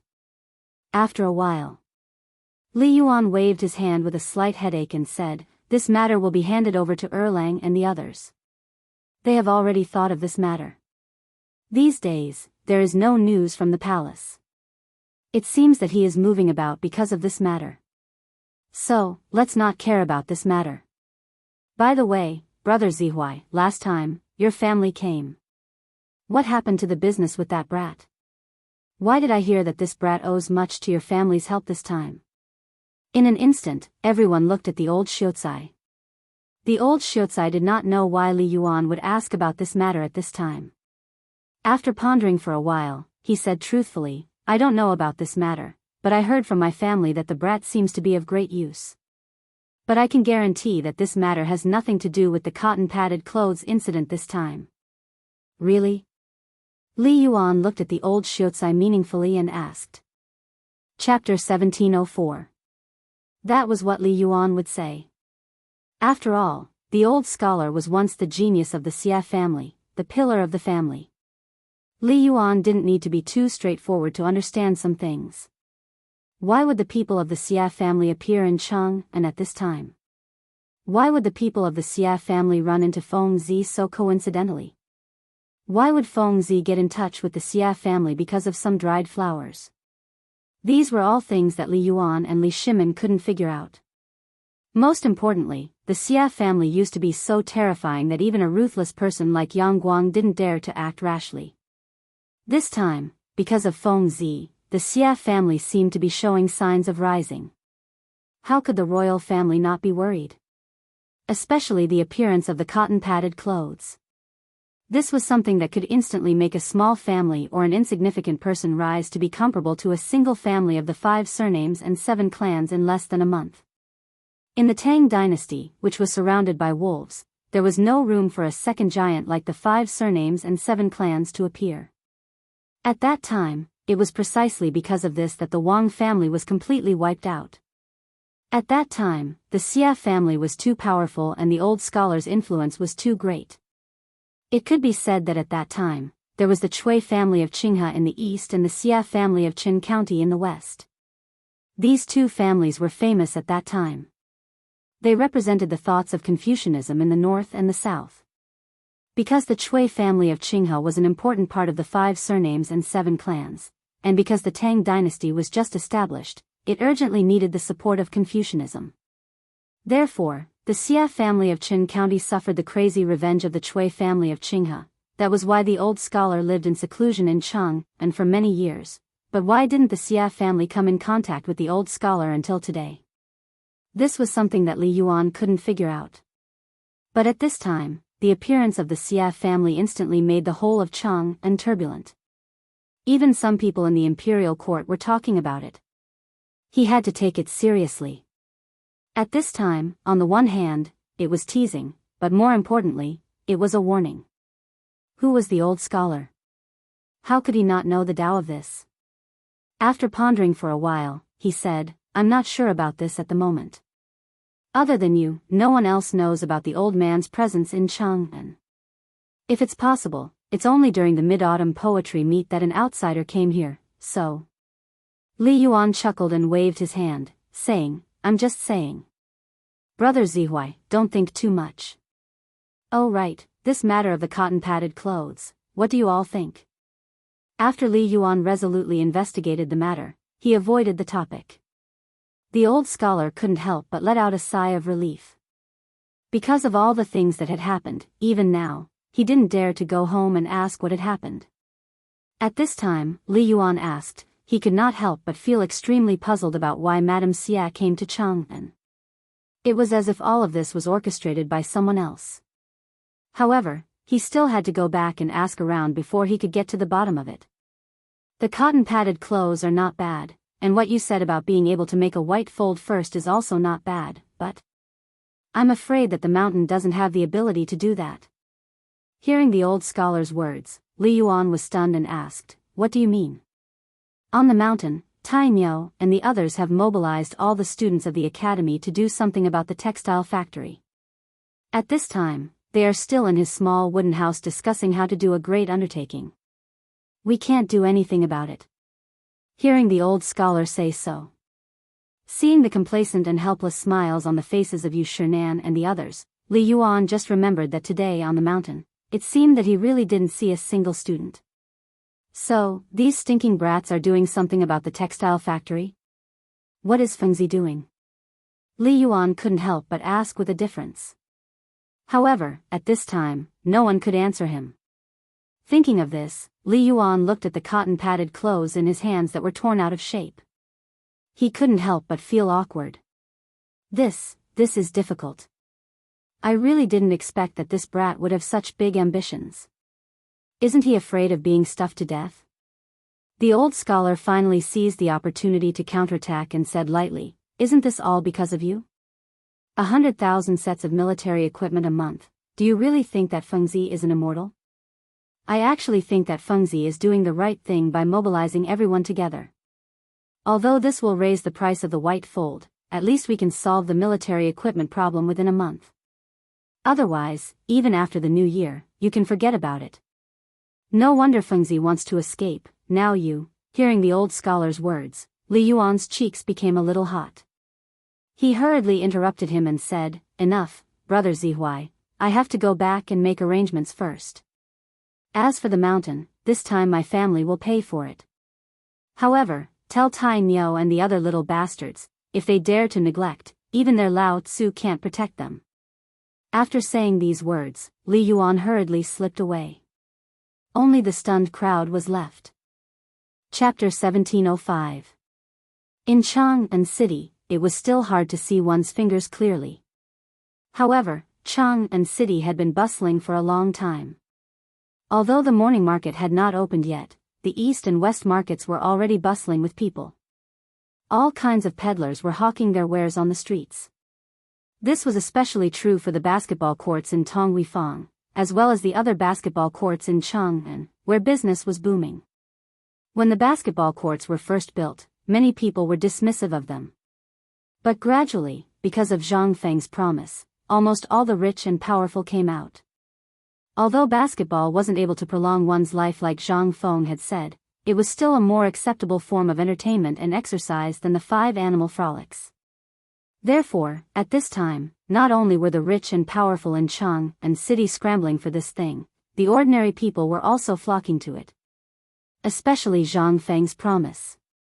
As long as he got the first place in the basketball competition, he would be admitted to White Deer College. White Deer College. At first, no one had taken a liking to it, especially the nobles. But when paper by, the phosphate fertilizer, and Zhang Feng's feats on the mountain came out, it was like a stroke of good fortune had fallen from the heavens. Therefore, there was such a spectacular scene at this time. In the palm-sized Chang'an City, there were more than 100 basketball courts, not including the basketball courts built by the rich and powerful families. Every basketball court had people lining up since the curfew in the morning ended. At this time, even though it had only been 2 hours, there were already countless people queuing up in front of the entrance. There was no other way. Tongweifang was Zhang Feng's nest, and the pub was not far away. If one day Zhang Feng suddenly came back to the pub and Zhang Feng saw it, wouldn't he be able to fulfill his wish instantly? At this time, amidst the cheers, 7 or 8 young men in gorgeous clothes retreated from the basketball court, sweating profusely. In an instant, the peddlers at the side of the basketball court opened their eyes wide and started shouting with all their might. "Fermented rice wine, 2 eggs, hurry. Okay. Please wait a moment." After 2 short and straightforward conversations, the money in the pockets of the youths was settled. Only then did the crowd's cries of selling their wares stop. "I say, brothers, do you know what happened in the residence of the 16 princes these 2 days?" As soon as they sat down, they started talking. They were all stubborn people in Chang'an, so naturally, they were the most informed. When the fermented rice wine soup was served, they drank it and made a fuss. "Are you talking about President Zhang tinkering with the white folded paper? I believe even the night people in Chang'an know about it. Do you need to talk about it here? Young Master Gua, have you seen Tai Niu and the others? These few brats seem to be very quiet recently. Isn't that so? It's reasonable to say that the 4 great demon kings would definitely appear since there's such a big movement in the Zhang mansion, but could it be that President Zhang did something big?" They couldn't help being surprised when they heard it. One of the young men said, "A few days ago, I saw Qin Xiaoya in the Yan Lai restaurant. I heard that young Master Li of the four great demon kings went to the border of Qiuzi. It seemed that President Zhang arranged it. After that, I rarely saw them. Could it be that the Qiuzi war is about to start? No way." At this time, the crowd waiting to show their skills on the court was attracted.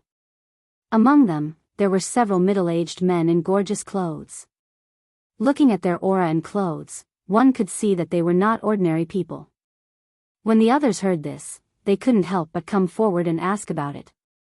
"Is there any basis for what you said?"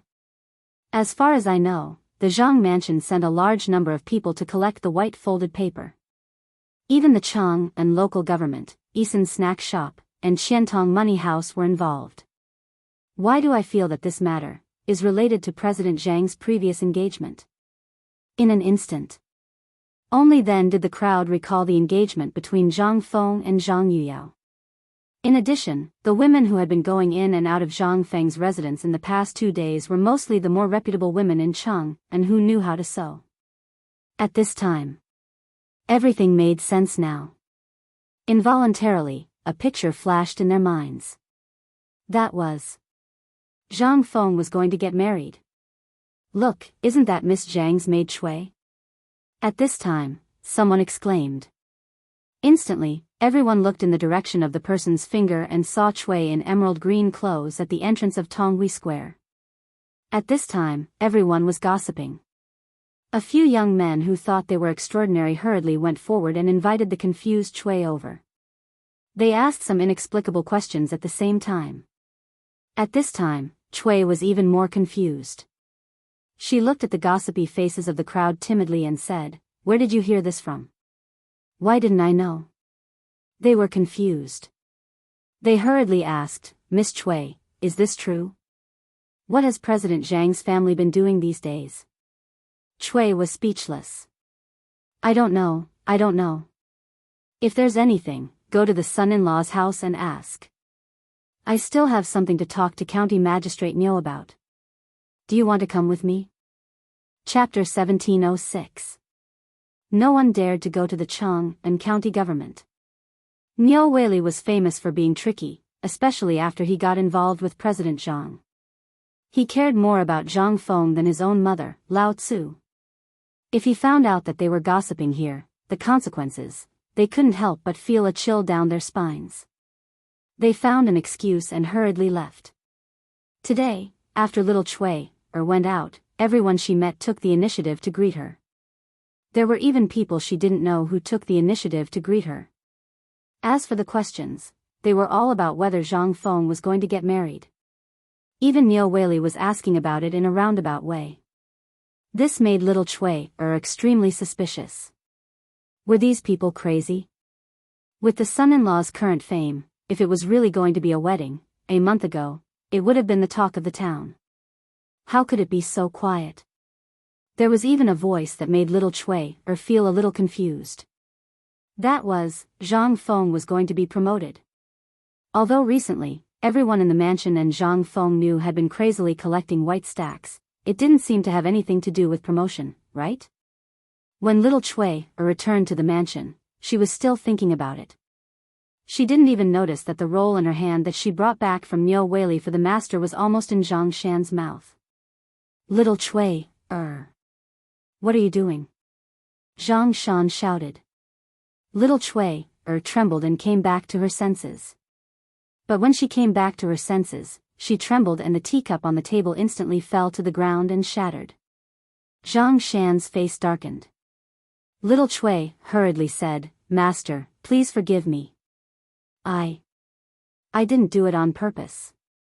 I just what?" Zhang Shan was in a good mood. Because Zhang Feng, who was originally just a small businessman, could almost do whatever he wanted in Cheng and city. This was all thanks to his good son-in-law. Although they weren't married yet, under the woman's instigation, Yu Yao had already decided to follow Zhang Feng. Although Zhang Shan wasn't sure what Zhang Feng was up to this time, he knew that it was going to be a big deal. It could even change his life. And this time, he had worked with Niu Weili to make a blank stack. He had almost thrown in all his savings. This time, he was also checking the account book with Niu Weili. Who would have thought that this damned maidservant would be like this? This was all because Yu Yao had spoiled him too much. Little Cui saw that Zhang Shan was unhappy, so she hurriedly told him the whole story. Zhang Shan was a little confused when he heard this. Marriage was something that he dreamed of. But that wasn't realistic either. After all, Zhang Feng had said that he would only get married when he became an official in the imperial court.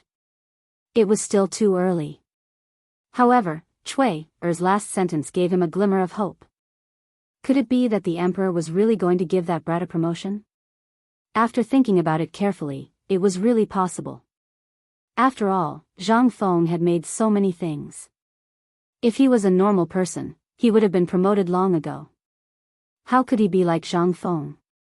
Not to mention the first rank in the imperial court, he could even be promoted to a third-rank official. However, Zhang Shan was a little uncertain. After all, there were some things that he was clear about. Waving his hand, he scolded, "Don't be bewitched by those stubborn people outside. Be careful not to be fooled.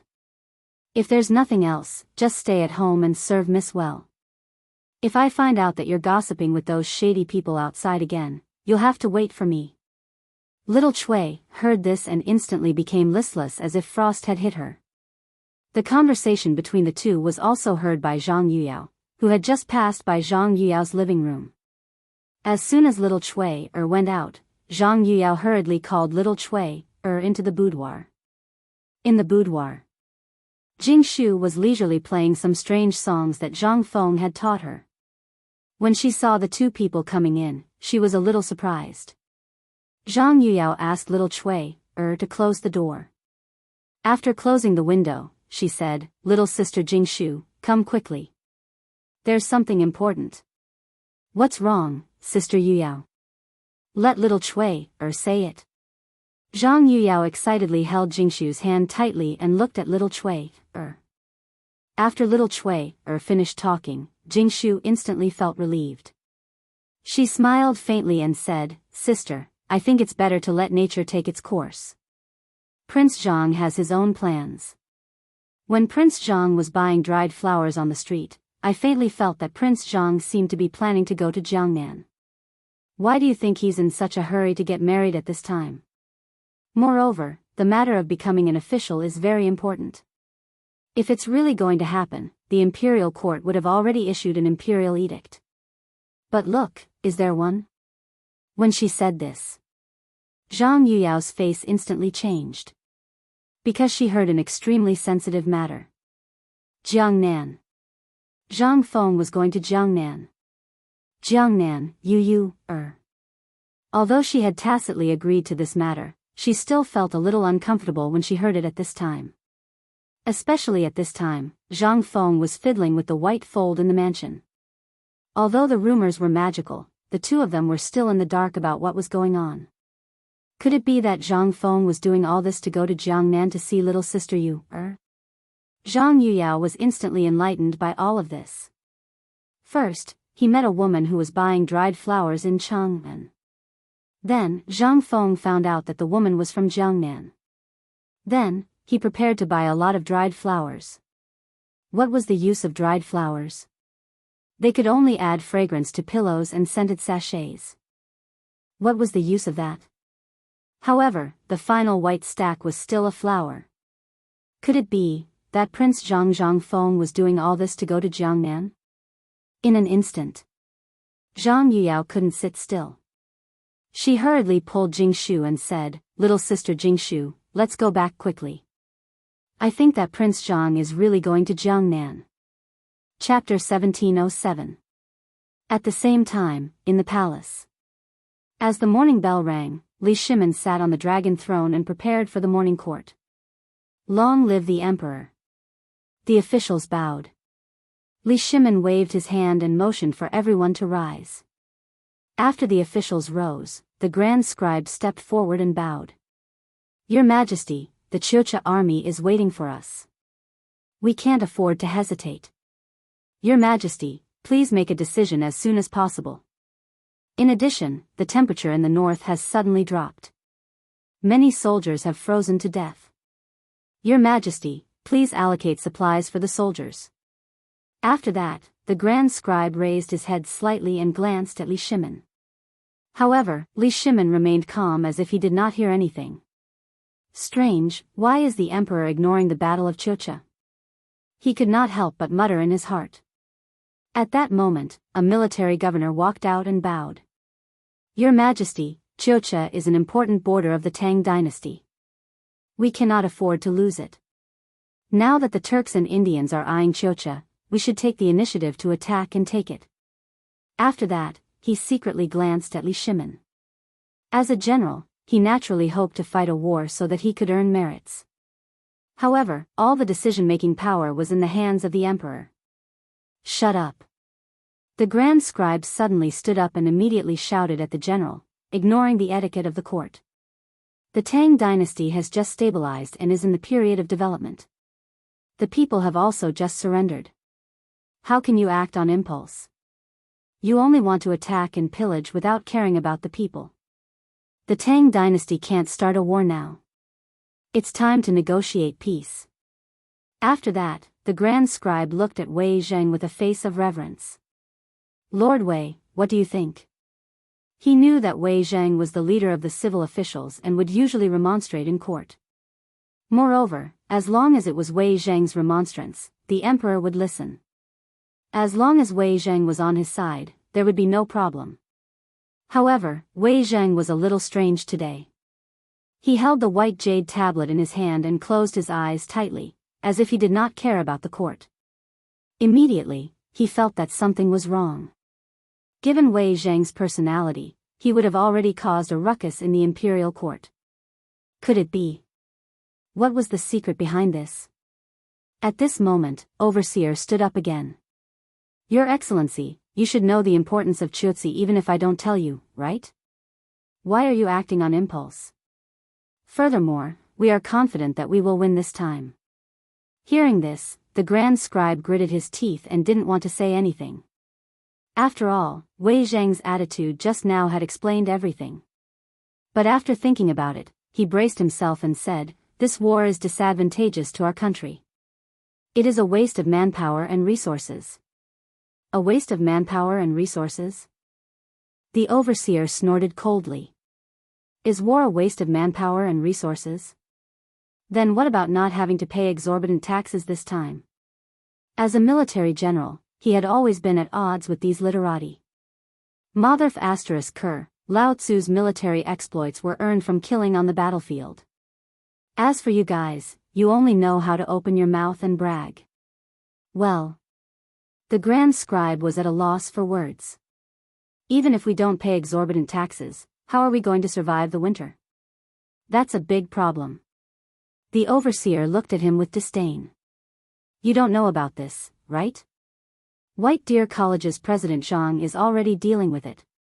What kind of joke is this? The Grand Scribe snorted coldly.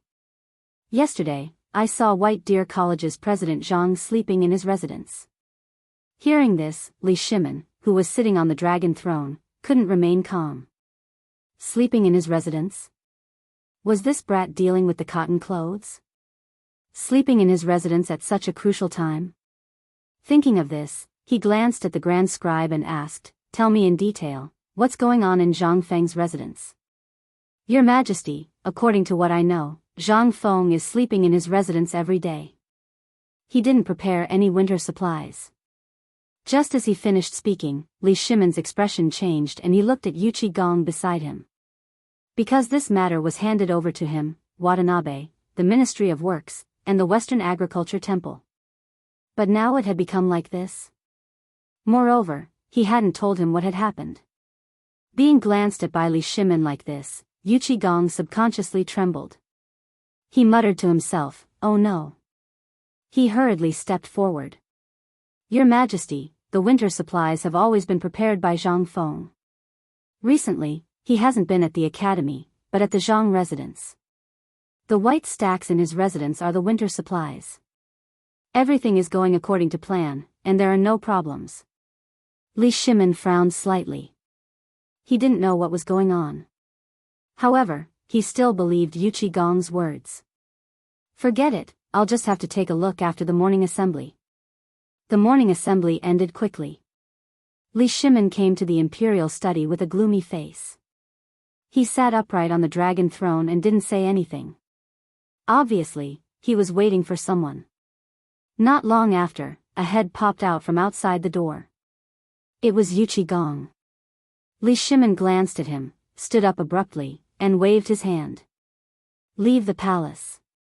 On the other side, in Zhang Feng's residence, Jingshu and Zhang Yuyao finally arrived in a palanquin. After getting off the palanquin, the two girls lifted their skirts and rushed into the residence. As soon as they entered the residence, the two girls were shocked by the scene in the residence. White stacks. The courtyard was full of white stacks. There was almost no place to walk. Not only that, all the flowers and plants in the front yard had died. To be precise, they were trampled to death. The furniture that had been placed there had long disappeared. There were also many servants who were recording something with account books in their hands. At this moment, Zhang Feng was teaching the servants and maids what to do. At first glance, it looked like clothes. However, the clothes looked a little strange. The two girls couldn't tell exactly how strange it was. Chapter 1708. It felt like a simplified version of the current clothes. Zhang Yuyao looked at Zhang Feng in confusion, unable to speak for a while. She didn't know what was going on in this family. Why did he get so many white stacks? One had to know that white stacks were used by ordinary people to start a fire. Why did he buy so many of them? Not only did Zhang Yuyao find it hard to understand, but Jingshu was even more so. She stood there in a daze and thought for a long time, but she still couldn't figure out Zhang Feng's thoughts. Finally, the servant standing in the corner noticed them and stepped forward with a smile. "Madams, you're here." As soon as he said that, the busy people around stopped what they were doing and looked at the two women. Zhang Feng also looked over and stepped forward with a smile. "You're here. Come, try my new work." With that, he took out 2 cotton-padded clothes from the 2 servant girls. To be precise, they were red cotton-padded clothes. "Put them on and try them on. I just made them." Zhang Feng showed the cotton-padded clothes with a smile and was about to put them on for the 2 women. The 2 women looked at the cotton-padded clothes with a strange expression. They had never seen these clothes before. They looked really strange. However, since Zhang Feng wanted them to wear them, of course, they couldn't refuse. The 2 women looked at each other and put the cotton-padded clothes on their bodies. The moment they put it on, a wave of warmth hit them. It was as if they were wrapped in something. It wasn't that cold anymore. Jingshu looked at Zhang Feng in shock. "Prince Zhang, this is..." Of course, she knew that it was because of Zhang Feng. Zhang Feng smiled. "This is the cotton-padded clothes I made. How is it? Is it warm?" Zhang Yuyao blushed. Yes, it's very warm. "Thank you, young master." She was quite satisfied with this future husband. Now that he made cotton-padded clothes for her, it was really sweet. Zhang Feng smiled. "Let's go, I'll take you to see the cotton-padded clothes." With that, he pulled the 2 women to see the cotton-padded clothes. At this moment, a shout came from outside the door. Feng Zi, we're here to see you." Judging from the voices, it was Li Shimin, Li Yuan, and the others. Originally, Li Shimin planned on coming alone, but he did not know how it got to Li Yuan's ears. Unable to dissuade his father, Li Shimin could only bring Li Yuan along. However, when he saw the scene in the courtyard, Li Yuan's expression was even uglier than when his mother died. He was just short of cursing in his heart. "My flowers.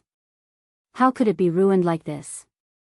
There were countless dead and maimed people. He was even trampled under someone's foot. Li Yuan pointed at the precious tribute flowers and plants in the flower bed that were already in close contact with the mud. His face was as black as the bottom of a pot. "Kid, tell me, what's going on?" Li Yuan pointed at the flowers and plants on the ground. He was really angry. These were his most beloved flowers and plants. How could he not be angry? Li Shimin was also incomparably distressed. He sent people to plant these flowers one by one. These were all tributes. There were even many that were unique, things that could not be bought with money. They were actually treated like weeds in this kid's place, being trampled by everyone. This mother asterisk cur, Li Shimin looked at Zhang Feng's face that deserved a beating, wishing that he could go up and give him 2 big slaps. And at this time, looking at the flower bed, his eyes were filled with doubt. Was it right or wrong for the retired emperor to give the resort to Zhang Feng back then? This kid did not know how to cherish it at all. Now, these flowers were ruined like this? Zhang Feng went forward to take a look. Why were these people like this? His heart thumped. But he also did not know what was wrong with him. However, looking at these people's man-eating appearance, he hurriedly laughed. So it's Lao Li and Old Master. After waiting for a few days, you guys finally came.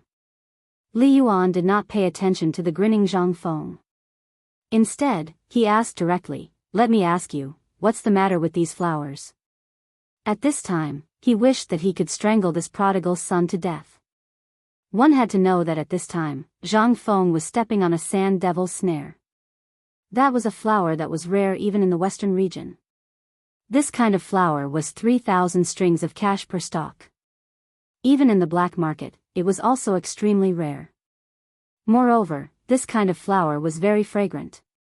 Even putting a petal of the sand devil's snare in the sachet could let the fragrance of the sachet last for a month without dissipating. But now, this kid, at this time, Zhang Feng also discovered that something was wrong. Seeing that these people were all looking at his feet, his whole body quivered. He hurriedly retreated a few steps and said in surprise, "Old Master, what is this? Why are you all like this? What is this?" Li Yuan was so angry that he almost rolled his eyes. He pointed at Zhang Feng's nose and said, "This is AF** King Sand Devil's Snare. This thing, if placed in a sachet, can let the fragrance of the sachet last for a month without dissipating. Moreover, this thing has the effect of refreshing the mind, calming the soul, and sleeping. Do you know how much this thing is sold for on the black market?"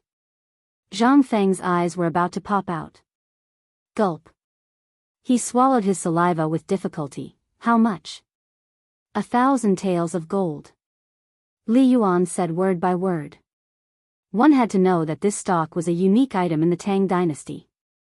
Back then, Li Shimin spent a lot of effort to get this thing. But in the end, the villa was given to Zhang Feng. He also forgot about this matter. Hearing this, Zhang Feng was instantly dumbfounded. 1,000 taels of gold? This F** King, so expensive? He looked at Yu Qigong and the others with a pleading face. Yu Qigong and the others acted as if they did not see it. They greeted each other and chatted with the people around them. Chapter 1709. He didn't care about Zhang Feng at all. This made him so angry that he wanted to curse. F***ck, why didn't you say so earlier that it was such an expensive thing? Now that it was like this, instead, he came to curse. However, on second thought, that's not right. This is Lao Tzu's place. Since when was it their turn to point fingers at Lao Tzu's place? After figuring everything out, Zhang Feng's guilt slowly lessened. He coughed softly and said, "I thought it was something special. It turns out that it's just a perfume. Old man, wait for me. When I'm done with the cotton-padded clothes, I'll get you something nice. This thing, it can be said that it's definitely more fragrant than anything you've ever seen." Hearing this, Li Yuan couldn't help but ask, "What good thing are you talking about?" He originally had an ulterior motive. Today, he came mainly for the cotton-padded clothes. Although seeing these precious flowers and plants being ruined, he was so angry that his liver hurt. However, this was something that was given away after all. What could he say? Zhang Feng smiled and didn't say anything. He pointed to the living room not far away. After greeting them, they entered the living room.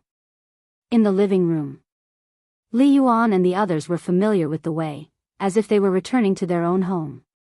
Zhang Feng was like a landlord, lying on the chair comfortably. He took out a cigarette and shook it on the oil lamp. Smoke rose, and he took a deep breath in his mouth. Looking at Zhang Feng's indifferent look, Li Yuan couldn't help but ask, "Kid, what is the thing you said that is more fragrant than the sand datura?" Zhang Feng exhaled a mouthful of smoke and said slowly, "Perfume." Perfume? Li Yuan was stunned. What was this? Could it be that this kid fiddled with something new again? He looked at Li Shimin, Yu Qigong, and the others who were beside him in confusion. Everyone also had question marks on their faces. They helplessly spread out their hands, indicating that they didn't know. To no avail. He shifted his gaze to Zhang Feng and said with a smile, "Fengzi, what is this perfume? Tell me." "All right, I'll explain it to you." Zhang Feng took a deep breath and looked at everyone. To put it simply, perfume is a substance made from flowers, alcohol, spices, and other fragrant things. After it's made and sprayed on a person's body, the fragrance will last for about 1 to 2 days. It's much better than your sand devil's snare. After saying that, he glanced at the crowd with disdain, as if he was saying that they were a bunch of inexperienced people. So powerful? Li Shimin exclaimed. Everyone looked at Zhang Feng in surprise. It should be noted that most of the things used to enhance fragrance in the Tang dynasty came from spices and flowers. As for these spices, most of them were imported from the western regions. However, they did not last long and would disperse after a few hours. But this kid said that this perfume could last for 1 to 2 days? If it was true, it would be another good news for the nobles of the Tang dynasty. "Fengzi, is what you said true or false?" Li Yuan hurriedly asked. Everyone also nodded, their eyes shining. Zhang Feng was somewhat speechless and spread out his hands. "Of course it's true. I've already started preparing." When everyone heard that, they instantly thought of the woman from the Xia family that Zhang Feng met a few days ago in Chang'an and the dried flowers that she sold. Could it be related to this? Li Yuan's eyes flashed with a touch of heat. He patted Zhang Feng's shoulder and said, "Kid, you," without waiting for Li Yuan to finish. Zhang Feng hurriedly interrupted Li Yuan and said, "I'm afraid of you." All right, I'll give it to you first later." "Is that okay?" Zhang Feng finally got rid of Li Yuan with great difficulty. When he saw Yu Qigong and the other uncouth fellows repeatedly winking at him, his whole body trembled. "Damn you. The smell on your body can be smelled from several streets away. You still want to use this?" F***ck. However, Zhang Feng did not dare to say it out loud. He could only say maliciously, "This thing is too difficult to refine. You can go to the old man and use it first. If it's convenient for you, wait until I mass produce it." Yu Qigong and the others heard that and felt extremely comfortable. After the few of them were finally released from their state of being lovers of flowers, Zhang Feng came back to his senses and asked, "By the way, why are you here today? It can't be because of this flower, right?" Seeing that the farce was over, Li Shimin pointed at the cotton on Zhang Feng's head and said, "It's because of this flower." Cotton. Although Zhang Feng already knew the purpose of their visit, he still couldn't help but ask. Sure enough, these brothers were really in a difficult situation. Even the manufacturing of the guns and cannons didn't require so much effort. Good heavens, how much effort did they have to put into making a small cotton coat? From this, it could be seen that the war in Chuzi City and the weather in the north had reached an unimaginable level. Otherwise, Laoli and the others would not have come here every 2 to 3 days. Zhang Feng pretended to be surprised and slapped his forehead, saying, "Hey. So it's because of this."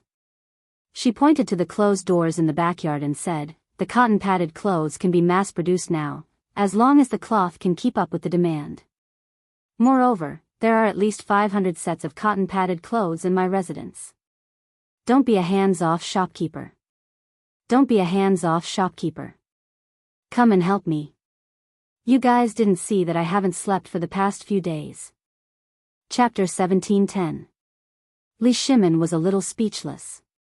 This guy, if you don't pay attention, he will start bragging. Although it is indeed a little busy, isn't your brother just standing there and commanding? However, Li Shimin did not dare to say anything. He hurriedly pressed Zhang Feng on the chair and personally lit a cigarette for him, saying, "Brother, smoke. You've worked hard. It's my fault. How about this, if you need anything, just say it." Seeing this, Zhang Feng's face turned bitter and said, "Lao Li, you just saw it. My residence produces a large number of white sheets, and then it is transported to the weaving factory. The production here is combined with the weaving there, and the production and weaving can be done in one line. Hundreds of cotton-padded clothes can be woven in a day. However, this thing is too. Now, the whole Chang and city is full of rumors about Lao Tzu, and there are all kinds of rumors, cough, cough, cough." Li Yuan looked at Zhang Feng's unceasing manner and was instantly stunned. He choked on a mouthful of smoke and coughed again and again. He hurriedly said, "Come on, kid, don't be so talkative. We are here today for this. If you have anything to say, just say it. Don't talk nonsense. By the way, before that, old man wants to ask you first. Are you sure you can really make hundreds of this thing in a day? Cotton-padded clothes?" Li Shimin also hurriedly nodded. When it came to business, Zhang Feng no longer bragged. Instead, he looked at their faces with disdain and said, "Is what I, Zhang Feng, said wrong? When have I ever told a lie? Not to mention hundreds of pieces, my courtyard is small now. Otherwise, the supply of gauze and cotton cloth can't keep up. Otherwise, 500 pieces a day is not a problem." Everyone widened their eyes and looked at Zhang Feng. Although Zhang Feng's words were a bit exaggerated, when they thought of Zhang Feng's previous industry and the speed of papermaking, everyone was silent at this time. If what Zhang Feng said was true, then no one in the Tang dynasty would freeze to death. The soldiers at the front also had cotton-padded clothes for winter. As for the commoners, they could also generate a series of benefits from this. For example, they could collect white fold silk, sell it, or secretly store the silk. All of these could be exchanged for money. Not to mention whether the price of white fold silk would skyrocket like the cicada pupa, this was also a good thing. The commoners would also be able to make a huge profit because of this. At the very least, the commoners would be able to have a fat new year this year.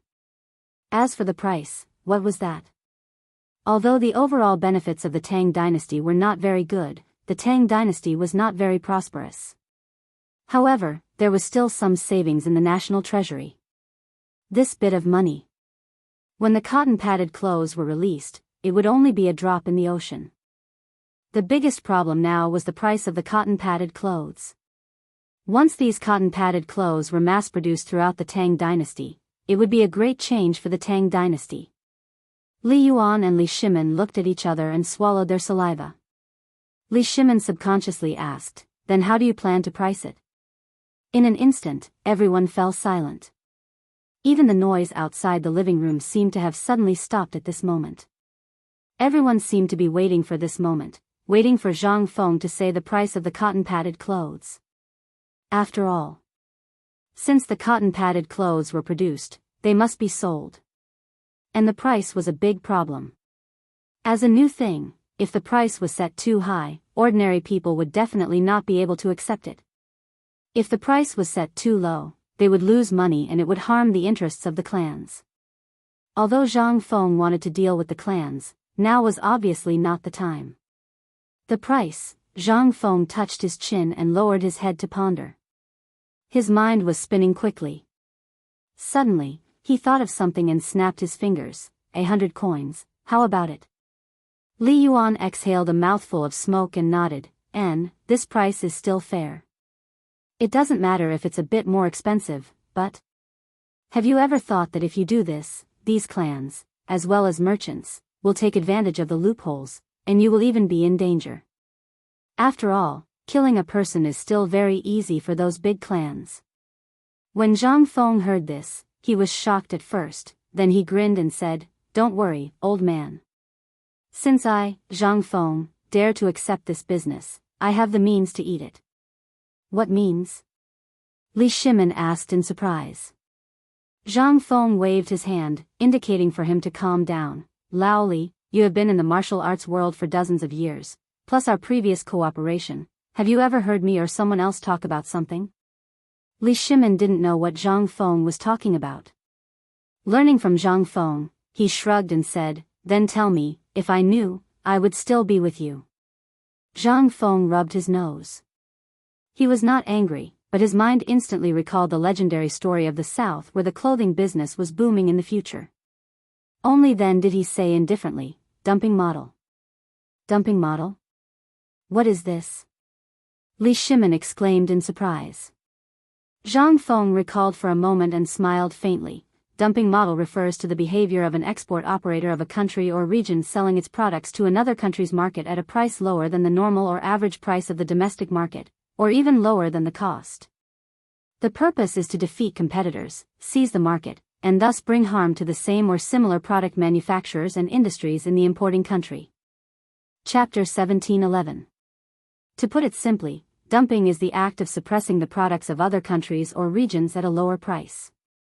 At this time, the living room was so silent that a pin drop could be heard. Everyone looked at Zhang Feng in a daze and said nothing. It was not that they didn't want to speak, but they couldn't.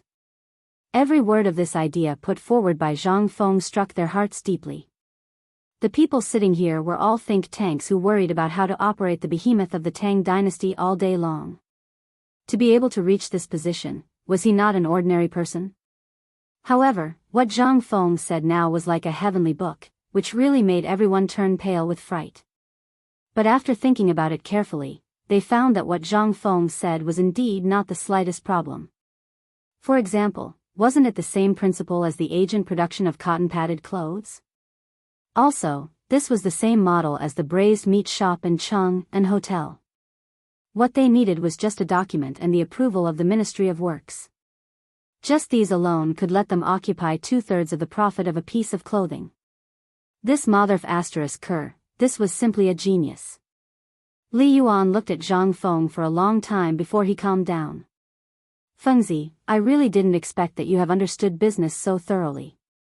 At this time, he had re-examined Zhang Feng because his vision had never been wrong. Li Shimin gave Zhang Feng a thumbs up. Fengzi, you can now be said to be the #1 businessman in the Tang dynasty. After listening to this idea, he seemed to have opened a new world. Although he didn't fully understand, he also benefited a lot. Zhang Feng rolled his eyes at the two and said angrily, come on, I'm a businessman in your heart. As soon as these words came out, Li Yuan and Li Shimin couldn't laugh. Yes, what kind of person was Fengzi? Or, what kind of person did he want to be? A businessman? A great scholar? An official? A libertine? Li Shimin stared deeply at Zhang Feng. Fengzi, what kind of person do you want to be? He also wanted to hear Zhang Feng's thoughts.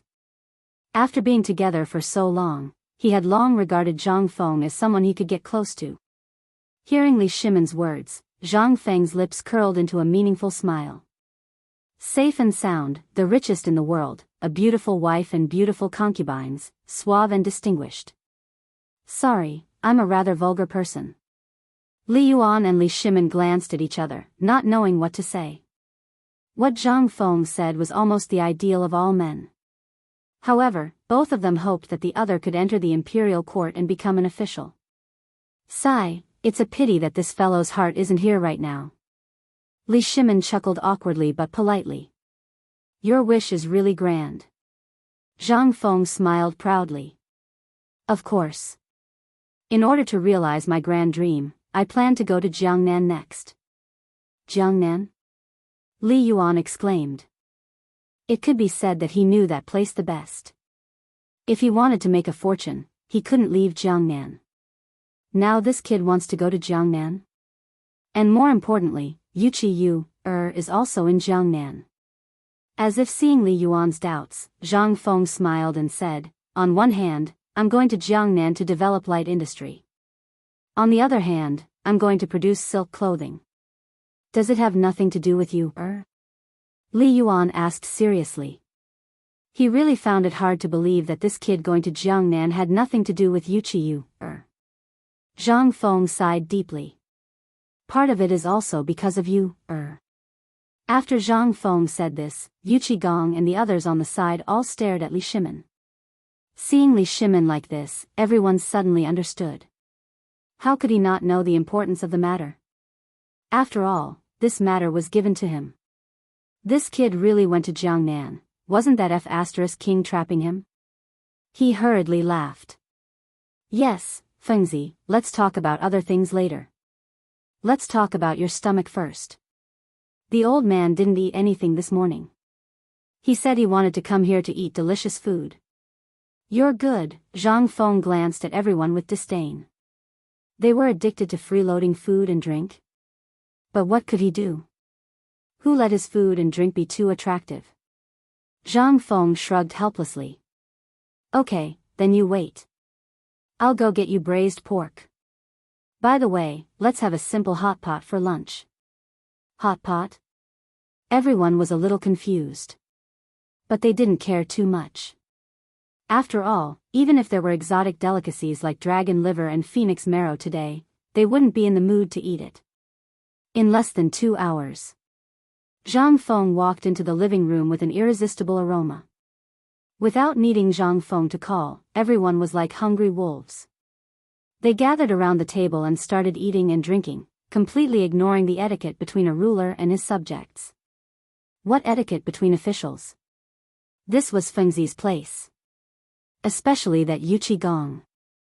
Without even moving his chopsticks, he poured himself a large bowl of wine and gulped it down.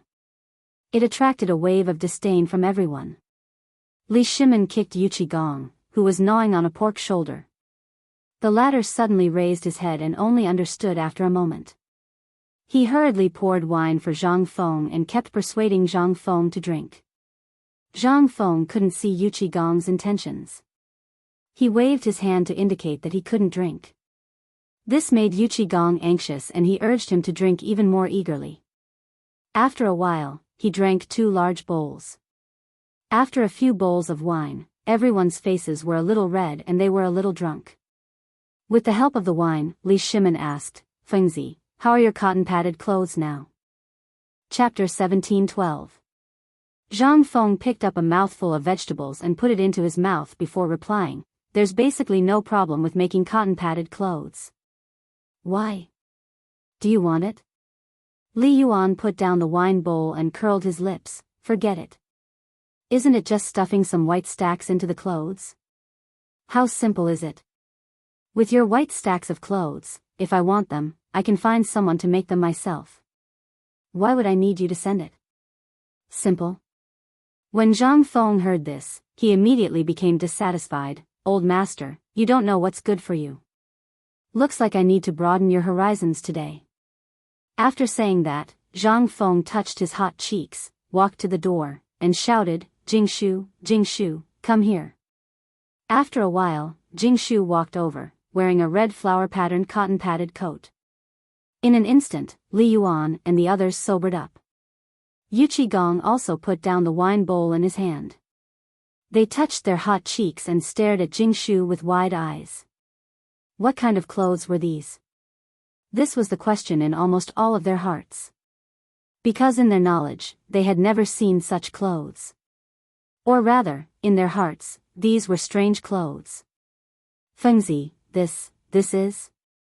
Li Yuan pointed at Jingshu and asked in surprise. Zhang Feng patted Jingshu's shoulder and smiled with satisfaction. How is it?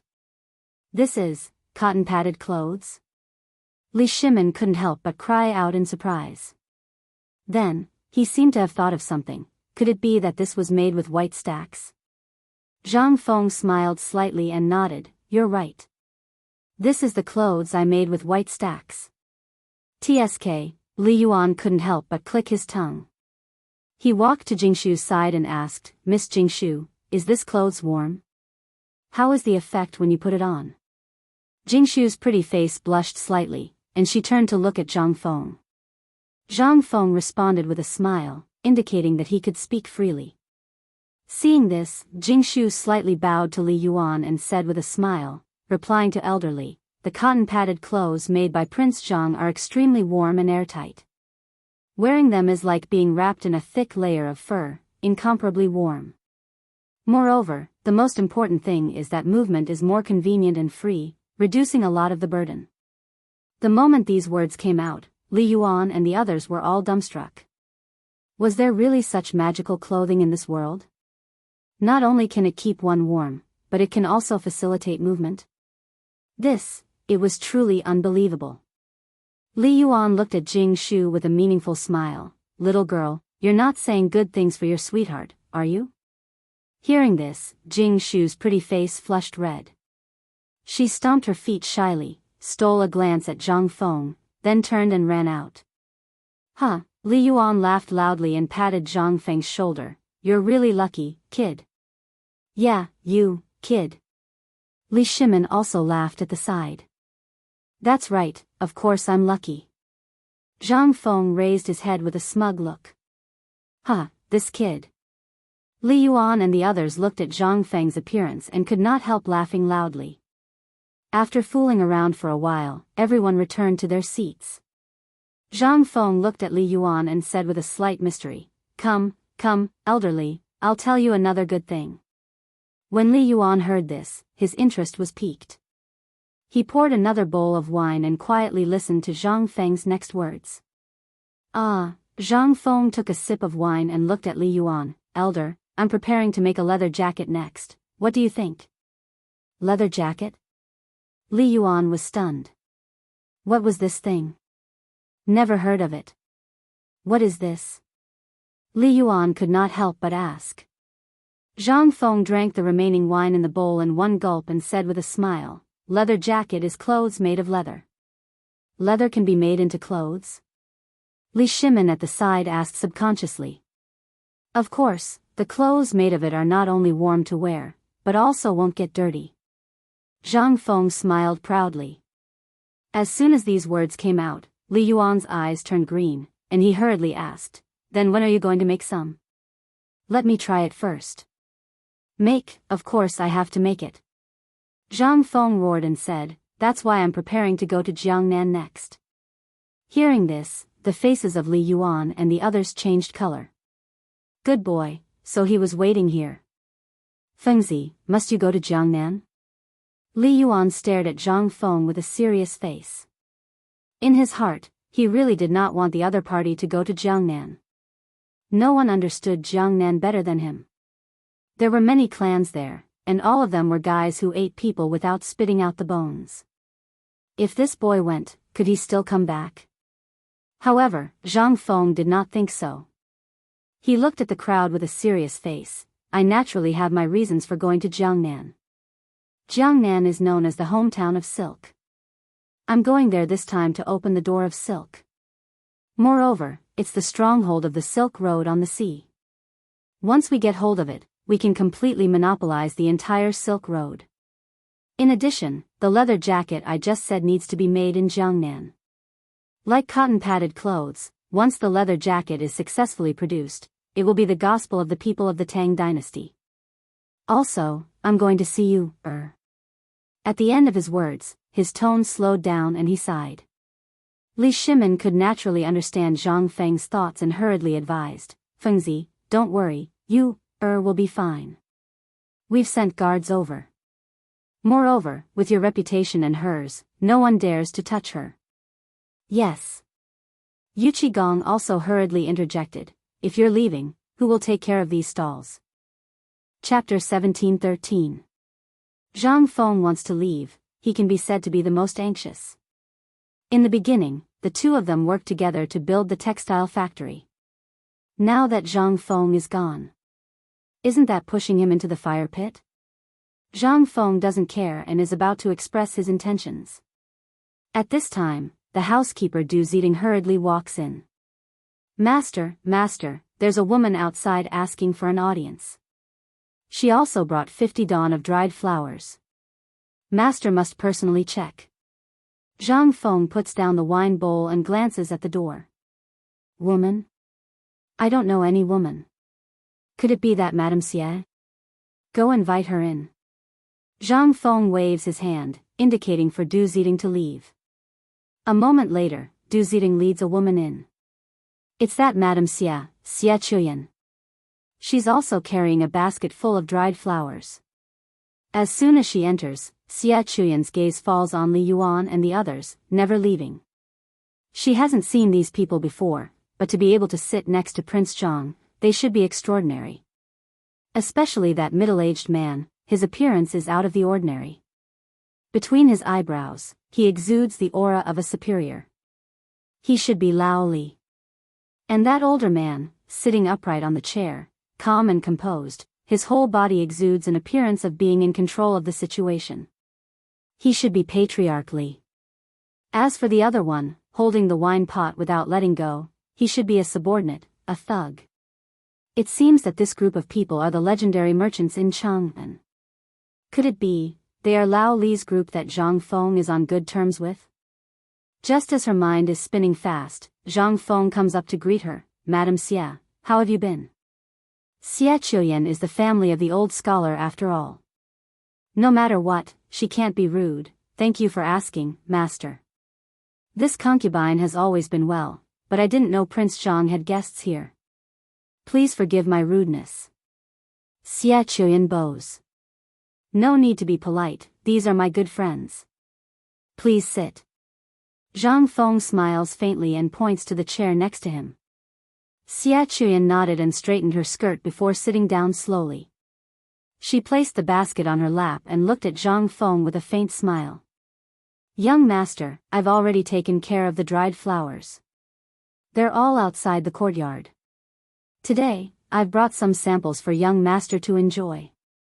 Zhang Feng glanced at the dried flowers in the basket, then looked at Xiaoqian and smiled. Thank you, madam. Young master, what are you talking about? I was just doing something insignificant.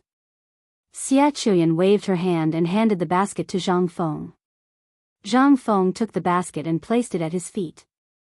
Xiaoqian pointed at the courtyard and asked curiously, Young master, why are there so many white stacks in your courtyard? She had already noticed it when she entered the room, but she had held it in until now. Oh, you mean that? Zhang Feng glanced at the courtyard and slowly said, That's the raw material I'm going to use to make cotton-padded clothes. Cotton-padded clothes? What is this? Xiaoqian couldn't help but ask. Zhang Feng smiled faintly. That's the winter clothes I made. It's airtight and as warm as summer. Moreover, it can guarantee that you can move freely. As soon as his voice fell, Xiaoqian's delicate body trembled.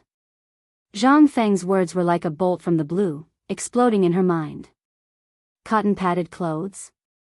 Dried flowers? Could it be that Prince Zhang is going to use dried flowers to make clothes? Her family had a silk business that was once popular, but she had never heard that dried flowers could be made into clothes. She only knew that dried flowers could be made into sachets. Prince Zhang is indeed extraordinary. I admire you. Xiaoqian bowed, her eyes revealing a respectful expression. Li Yuan also nodded, thinking that what she said was correct. He then asked, Madam, I wonder what you came to the Zhang estate for this time? Hearing this, Xiaoqian shifted her gaze to Li Yuan, secretly sizing him up. This should be the master of their group. After sizing him up, she replied in a neither servile nor overbearing manner. This time, I came to deliver flowers to Prince Zhang. Deliver flowers? Li Yuan didn't understand. The flowers he gave Zhang Feng were no less than 1,000, and the result? They were all F***ing ruined by this prodigal son. This time, what kind of flowers did you buy? He looked at Zhang Feng, asking suspiciously, Kid, why do you still want flowers? Do you think you haven't ruined them enough? Without waiting for Zhang Feng to answer, Xiaoqian interjected, These flowers are not flowers of the past. Moreover, this time, I gave Prince Zhang 50 stone flowers, all of which are placed in the courtyard. What? 50 stones? Li Yuan exclaimed. Even Li Shimon's eyes widened. Yu Qigong was no longer in the mood to drink. This is 50 stones. One stone is roughly equivalent to 120 caddies in the future. After conversion, 50 stones is equivalent to 6,000 caddies. This is not grain. If you eat it slowly, you can finish it one day. What's the use of flowers? It's nothing more than ornamental. However, 6,000 caddies of flowers, how long will it take to appreciate them? At this moment, in their eyes, Zhang Feng had become a prodigal son. Fengzi, what do you want so many flowers for? Li Yuan stared at Zhang Feng with the air of an old man. As an elder, if Zhang Feng went astray, he must pull him back. That's right, Fengzi. If you want flowers, just tell me. I'll give you a few stalks. Li Shimin couldn't stand it anymore and said from the side. Chapter 17:14. Zhang Feng felt a headache coming on and hurriedly said, "We'll talk about this later. I'll give you a big surprise then." Then, without waiting for a reply, he shouted at the door, "Old Du, go to the accounts room and get some money." Then, he looked at Xia Chuyan and smiled. "Come, madam, let's have some tea." "Madam, I heard that the Xia family is quite famous in Jiangnan. May I ask if you've heard of a girl called Yu Yu? Yu Yu? Xia Chuyan was stunned. Li Shimin couldn't help but be shocked. He coughed and said, "Old Du, how can you let Fengzi pay for such a small thing? Take it as a gift from me. Take Madame Xia to see the flowers and discuss the future needs of the flowers. I have something to ask Fengzi." Yu Qigong had been shocked by Zhang Feng's words. When he heard Li Shimin's words and saw the look in his eyes, how could he not understand? He hurriedly accepted the order. When Xia Chuyan heard that, she could only follow Yu Qigong out. After all, they weren't just here to sell these things today. There was also the huge deal of dried flowers in the future. After all, dried flowers were plentiful in Jiangnan. They were bought for less than a copper coin per caddy, but Zhang Feng wanted to buy them for 2 copper coins per caddy. Once this deal was done, she and her family would have a firm foothold in Chang'an. Xia Chuyan followed behind Yu Qigong in silence. Finally, they stopped at a study. Yu Qigong turned around and stared coldly at Xia Chuyan without saying a word. At that moment, the sound of a pin dropping could be heard. The atmosphere in the room suddenly became tense. Xia Chuyan looked at the man in front of her and felt that he was a stranger. Since their first meeting, she had always thought that this man was just an ordinary servant or thug. But now, the feeling he gave her was incomparably heavy. It was like a sharp blade that could pierce her heart if she wasn't careful. She didn't think that her judgment would be wrong. But, now, everything in front of her was a slap in the face. Finally, the oppressive atmosphere eased a little. Yu Qigong was the first to speak. He slowly turned around and stared into Xia Chuyan's eyes. "Madam Xia, I am Yu Qigong. The Yuqi family in Jiangnan is my family." "What?" Xia Chuyan's body suddenly trembled. This person was Yu Qigong? What about the people in the living room? Seeing how respectful Yu Qigong was to those people just now, they must be of a higher status than Yu Qigong. He was even nobler than Yu Qigong. Then it could only be the current emperor. She didn't dare to think any further. Because she knew that these things had already exceeded her understanding. Her body was trembling slightly, and she didn't dare to raise her head to look at Yu Qigong. She could only secretly shrink her feet and distance herself from him. Seeing this, Yu Qigong nodded in satisfaction. "It's good that you know. Don't say it out loud. It's not good for anyone. Now, our identities are what you know. As for Yu, she's the daughter of my uncle, Yu Qimeng. Do you understand now?" Yu was Yu. Xia Chuyan was stunned. She, who had lived in Jiangnan for a long time, was very familiar with this name, because the Yuqi family could be considered a household name in Jiangnan. Because of Yu Qigong's reputation, everyone gave them face. So this Yu and Zhang Feng? She didn't continue to think about it, because she was afraid that she would know something she shouldn't know. Yes, this concubine understands. Xia Chuyan hurriedly agreed. She was just a downtrodden woman. How could she dare to offend the person in front of her? She could only agree repeatedly. Yuchi Gong nodded in satisfaction. Then let's go back. Xia Chuyan didn't dare to say a word of no. She followed behind Yuchi Gong from a distance, cautious and cautious. At the same time, in the living room, Zhang Feng was annoyed by Li Shimon's harassment. He was sitting alone in a chair and drinking wine. Seeing this, Li Yuan went up to him and said with a smile, "Fengzi, the cannon you made for me last time almost caused trouble. Shouldn't you compensate me?" Hearing this, Zhang Feng was instantly dumbfounded. He made the cannon himself for you to use, and you still want me to compensate you after causing trouble? What kind of logic was this? Sure enough, both father and son were equally shameless. Of course, he couldn't say this out loud. He glanced at Li Yuan in disdain and said faintly, "Then I'll teach you a new kind of poker game later. How about it?" Boring. Li Yuan waved his hand. "I'm tired of playing poker. Do you have any new things?" Hearing this, Zhang Feng instantly had a headache. If you don't go out every day, you'll get tired of playing anything. His mind spun quickly. Finally, he thought of something. "How about this, when I'm done, I'll make something called mahjong for you to play with." Mahjong? Li Yuan became interested and hurriedly asked, "What is this mahjong thing?" Chapter 17:15. Zhang Feng rolled his eyes and suddenly smiled. "This is a game for 4 people to play. Everyone is gathered around a table, rubbing the tiles, counting the tiles, and looking at the tiles. The entire set of mahjong has 144 tiles, made up of coins, suazi, and wangguan. There are 9 tiles of each type. The basic playing style is simple and easy to learn, but there are many variations. The combinations vary from person to person. Playing this can make the family harmonious, promote unity, and enhance friendship. Moreover, I once heard from my teacher that he went to a place where men and women had to play 2 rounds every day, or else they would feel uncomfortable all over." As soon as he finished speaking, a pa sound was heard. Looking over, they saw Li Shimon glaring at Zhang Feng with a pair of tiger-like eyes. His palms slammed on the table, already red. This is gambling that harms people. He was harmed by playing cards, so he knew what was going on as soon as he heard it.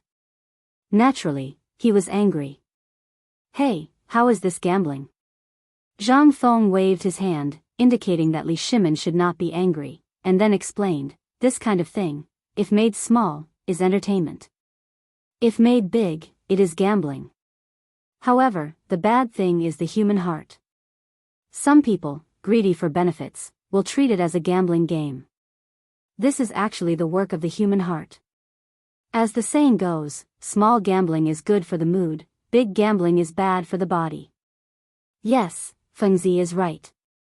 Li Yuan clapped his hands and cheered, looking at Zhang Feng with a smile. "Fengzi, you have to make it as soon as possible. If you need anything, just tell me." He was cooped up in the palace every day, and was tired of playing cards. Now that Zhang Feng said a new thing, he was naturally the happiest.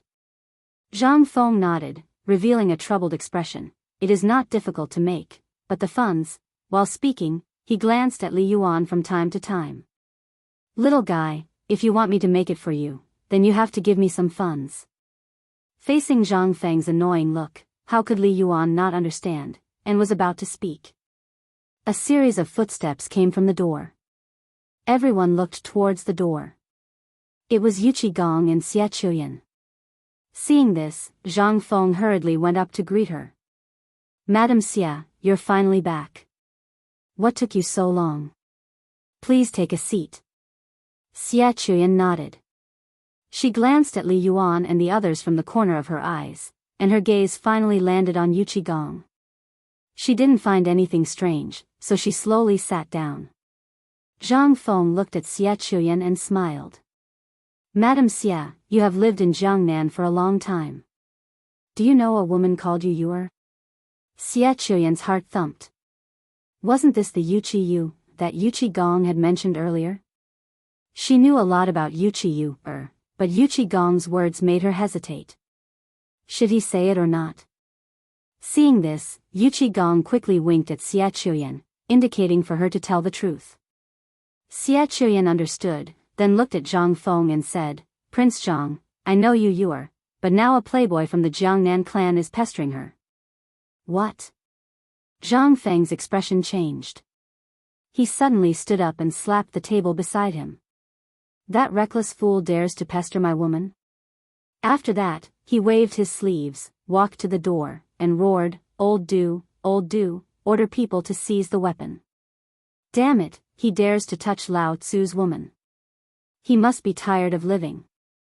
Damn it, order people to go to the mountain and get me 3 cannons. Call the security team and go to Jiangnan. Hearing this, Li Shimin and the others' faces turned green. They quickly stood in front of Zhang Feng. Fengzi, don't be impulsive. You can't go to Jiangnan now. The guns haven't been made yet. Yes, if you go, what about the Battle of Chutzi? And now the matter of the cotton-padded clothes hasn't been settled. If you go to Jiangnan, who will take care of this mess? Everyone was talking at once. Zhang Feng glanced at them and fixed his gaze on Li Shimin. I have already taught the people in the courtyard how to make cotton-padded clothes. You just need to call them out and bring them to a place where there is no one around to set up the factory. After that, Zhang Feng ignored everyone. He waved his sleeves and prepared to walk out of the door. Li Shimin grabbed Zhang Feng and said anxiously, Fengzi, you can't leave now. There are so few armors now. If you leave, there will be no one to take charge of the situation. What will happen? Zhang Feng waved his hand and said impatiently, that is only a matter of time. Moreover, the workshop is already on the right track. It can be settled. But how can the workshop work without you? Li Shimin grabbed Zhang Feng and said quickly, isn't he just a playboy? I will immediately contact Lord Zhangsun and send troops to the Jiangnan road to destroy that guy. What do you think? Zhang Feng waved his hand, indicating that there was no need for that. He had his own plans. He had to go to Jiangnan. On one hand, it was to develop silk. Jiangnan was known as the hometown of silk. It was an important place to develop clothes. Moreover, it was close to the coast. These new clothes had to be developed by the coast. After all, it was convenient to transport them by water. On the other hand, it was perfume. Dried flowers were abundant in Jiangnan. It was more conducive to research and development there. Also, it was because of you, He wondered how she was doing in Jiangnan. Thinking of this, Zhang Feng's desire to go to Jiangnan became more urgent. Fengzi, you can't leave now. Once the cannon is exposed, it will have a great impact on the war in Chutzi. Li Shimin grabbed Zhang Feng and refused to let go. Zhang Feng shook off Li Shimin's arm and said fiercely, enough, Lao Tzu's woman is being chased. If it were you, would you tolerate it? Chapter 17-16. Li Shimin nodded awkwardly. He was a king, so he naturally prioritized the country. Why would he care about these personal relationships? However, Zhang Feng was different. He had a different perspective from Li Shimin, so he naturally could not understand. Okay, you're a ruthless person, but Lao Tzu can't do that. Zhang Feng gave Li Shimin a thumbs up and was about to rush out. At that moment, Yuqi Gong moved in a flash and blocked Zhang Feng. Zhang Feng pointed at Yuqi Gong's nose and said angrily, old you, even you want to stop Lao Tzu. That's your sister. Yuqi Gong patted Zhang Feng's shoulder and said, Fengzi, you can't be impulsive now. The cannon is a top secret. If it's exposed, it'll be difficult to deal with it if people from all walks of life find out. Hearing that, Zhang Feng frowned. He could ignore everything else, but he couldn't ignore the people from all walks of life. After creating so many things, he had already made a huge enemy of the people from all walks of life. Sooner or later, they would have a falling out. It would not be a wise choice to expose it now. Okay then, I can't go now, but I have to go before the new year. Also, you have to ensure your safety before I go. As for that kid, I'll take care of him. Zhang Feng glanced at everyone and said slowly. Hearing this, everyone was overjoyed. Only then did they feel at ease and agree. Okay, that's not a problem. As long as you've thought it through. Come, sit down and talk. Yu Qigong hurriedly pulled Zhang Feng to sit down, afraid that he would run away. The fight finally ended. Zhang Feng looked at Li Shimin and said, "Actually, I've already made the gun. After I'm done with the cotton clothes, I'll leave everything here to you. I'll go to Jiangnan." As soon as he said that, Li Shimin and the others were shocked. What? You made the gun? Li Shimin hurriedly asked. Zhang Feng waved his hand and coldly snorted, "Isn't it just a gun? I made it a long time ago, it's just that I haven't tested it yet. Come, come, come. I'll bring you guys to broaden your horizons. I'll also hand over the matters to you bunch of hands-off shopkeepers. Lao Tzu is so busy that he's dying, but you guys are so free. Now, no one is having a good time. Okay, let's go up the mountain. Let's go." Yu Qigong agreed with a joyful expression. Ever since he went to the workshop and saw the horsewhips, Mitsubishi bayonets, and other things, he couldn't suppress the enthusiasm in his heart. It was the same for Li Shimin. He was the emperor of horseback, so he naturally loved these things. Zhang Feng left Xia Chuyan at home while he led everyone to Shao Mountain. The workshop was built on the edge of a cliff on Mount E. The entrance was a cave, and after expansion, it now had 6 floors. Each floor was used to research Zhang Feng's new weapons. The group finally arrived at the entrance of the cave. Zhang Feng led the way in front, Li Shimin and Li Yuan walked behind him, and Yu Qigong brought up the rear. As soon as they entered the cave, a pungent smell of gunpowder assaulted their nostrils. Li Shimin frowned and rolled up his sleeves to cover his nose and mouth. Li Yuan also quickly followed Li Shimin's example. Yu Qigong was the same, his face flushed red from holding it in. Not long after, a series of metallic sounds came from the cave, like a string of beautiful notes. Although it was disorderly, it added a lot of color to this spacious cave. The deeper they went, the higher the temperature. Li Shimin even felt his body begin to heat up, and sweat kept dripping from his forehead. At this moment, he wished he could turn around and leave. But thinking that he was about to see a gun, he calmed down. He wiped the sweat from his forehead and gritted his teeth as he walked forward. Yu Qigong was the same, beads of sweat the size of beans pouring down. This temperature was hotter than the hottest days of the year. Who could endure it here? Fortunately, he was a military general, and his endurance was strong, and he was still walking forward. And Li Yuan was supporting Yu Qigong, panting heavily. He was a little exhausted. Finally, everyone walked through the passage with difficulty and came to the cave. At this time, the temperature in the cave was very high. A table was placed in the middle, and many messy parts were placed on it. There were dozens of oil lamps on the table, illuminating the cave as if it was daytime. There was a large furnace around, and a few shirtless men were taking something from the furnace. Looking carefully, it looked like a long sword, but it was a little different. Those men took out the long sword, placed it on the stone platform beside them, and started to beat it. Ding! Ding! It formed a series of striking notes. As soon as they came in, Li Shimin and the rest were like entering a grand garden, opening a new world.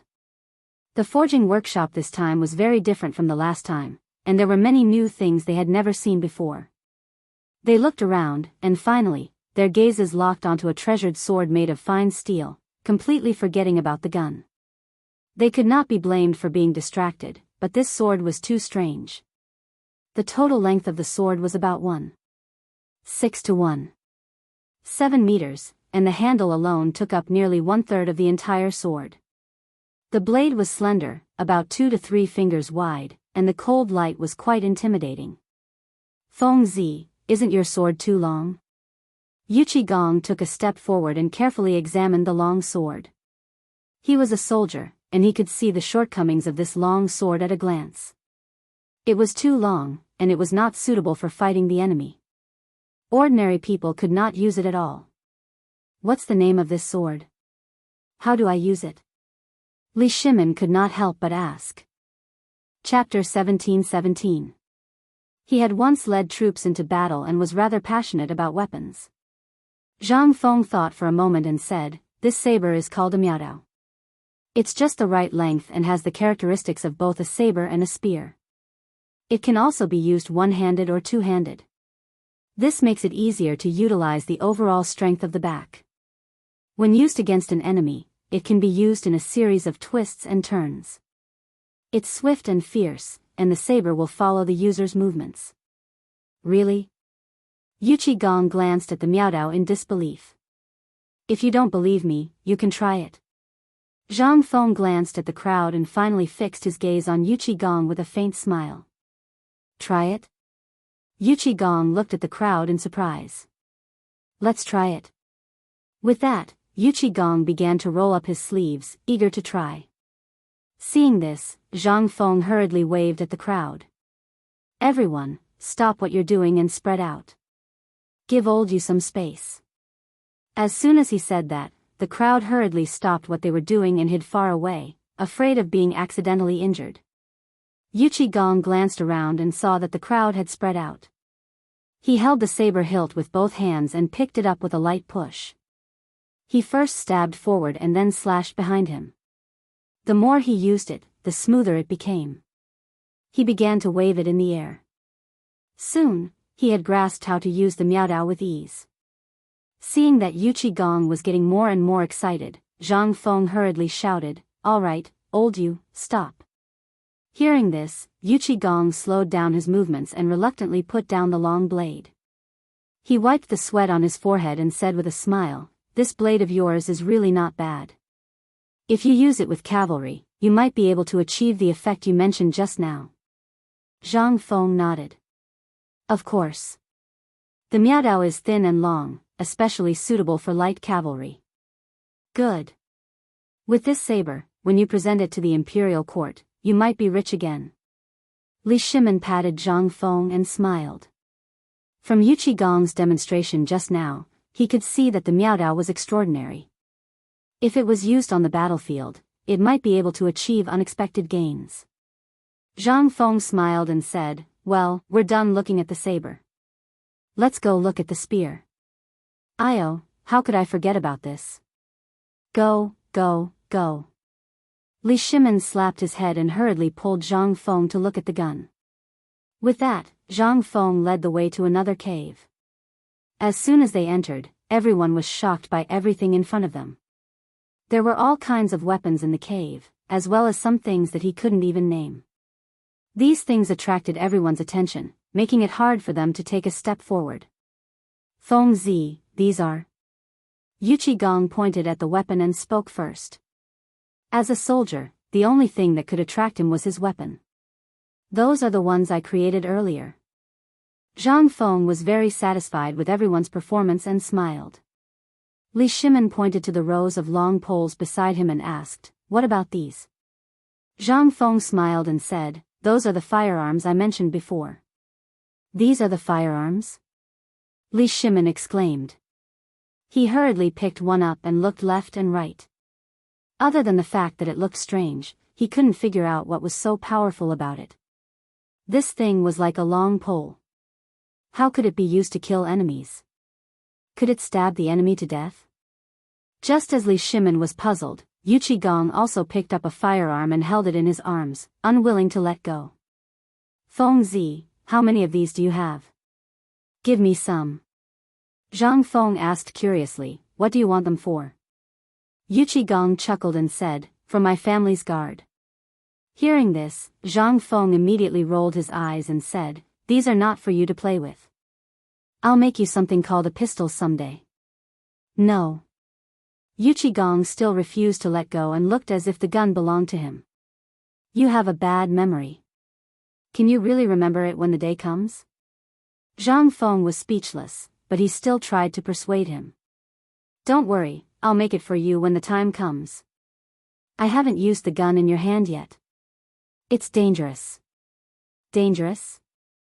Yu Qigong jumped high and hurriedly threw the firearm down. He glared at Zhang Feng and said, "Why didn't you say it was dangerous earlier? You want to harm me?" Zhang Feng rolled his eyes at Yu Qigong and said angrily, "You wanted to play with it yourself. Don't blame me." Li Yuan, who was waiting on the side, was a little impatient. He hurriedly interrupted and said, "All right, Feng Zi, don't keep us in suspense. Quickly tell us how to use this thing." Hearing this, everyone's gazes converged onto Zhang Feng, and they had curious expressions. Zhang Feng smiled and bent down to pick up a firearm. He looked at everyone and said, "It's simple. There's a cartridge in this firearm. Fill it with steel balls and gunpowder, then pull the trigger. The steel balls shoot out and it can kill the enemy." After that, Zhang Feng bent down to pick up a handful of steel balls and showed them to everyone. These are steel balls. They're also used to kill enemies. You can kill enemies with just this little thing? Li Shimin took a steel ball from Zhang Feng's hand with a look of shock. He felt that his worldview was about to collapse. How could something as simple as an iron sheet be used to kill enemies? Then wouldn't the swords and sabers he used in the past be useless? Yu Qigong was the same. He looked at the steel balls in Zhang Feng's hand and found it hard to believe. How could this strange weapon with steel balls kill enemies? Chapter 17-18. Zhang Feng looked at everyone's doubtful eyes and smiled. "I knew you wouldn't believe me. Let's go. I'll show you." After that, Zhang Feng yelled at the entrance of the cave, "Al-Kinnan, Al-Kinnan, get 2 men to carry the muskets and some wooden signs." Not long after, Al-Kinnan came over with 2 big men. "Dean, tell them to move the muskets to a flat area and bring out some steel balls." After that, Zhang Feng led Li Shimin and the others out of the cave. Not long after, they arrived at a slightly spacious area. Algernon and the 2 large men followed behind them. "Arcanon, set up 4 wooden signs 100 meters in front of me. Draw 10 circles on them, and write numbers from 1 to 10 on each circle from the outside to the inside." Zhang Feng pointed at the spacious area in front of them and said to Al-Kinnan. Al-Kinnan didn't know what Zhang Feng wanted to do, but he didn't ask. He just nodded and did as he was told. After a while, the wooden signs were all set up. The crooked circles were drawn on them. Zhang Feng picked up a gun and checked it. After making sure there was nothing wrong with it, he opened the bullet hole, bent down, grabbed a handful of steel balls, and started to press the bullet. As he pressed the bullet, he looked at everyone. "Now, I'll show you how this thing kills the enemy. Hurry up, kid. Don't waste time." Yu Qigong and the others rubbed their palms together and looked at Zhang Feng with sparkling eyes. At the same time, they were also very curious about how this thing killed the enemy. If this thing was useful, they could get some and send it back to the border guards. Zhang Feng rolled his eyes at Yu Qigong. He had finished pressing the steel balls in his hand. After checking again and making sure there was nothing wrong, he placed the butt of the gun on his shoulder. The eyes, the bullet hole, the crosshairs, and the wooden board were all in the same line. The series of actions were done perfectly. Although it looked good, it was actually his first time shooting a gun. He looked at the wooden board and was still a little nervous. After hesitating for a while, he finally pulled the trigger. Bang! A 3-foot-long flame burst out from the barrel of the gun, and in an instant, a steel ball flew out. Just then, a rustling sound came from the surrounding forest.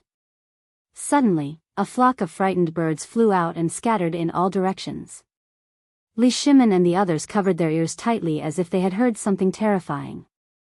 "What are you guys standing there for?"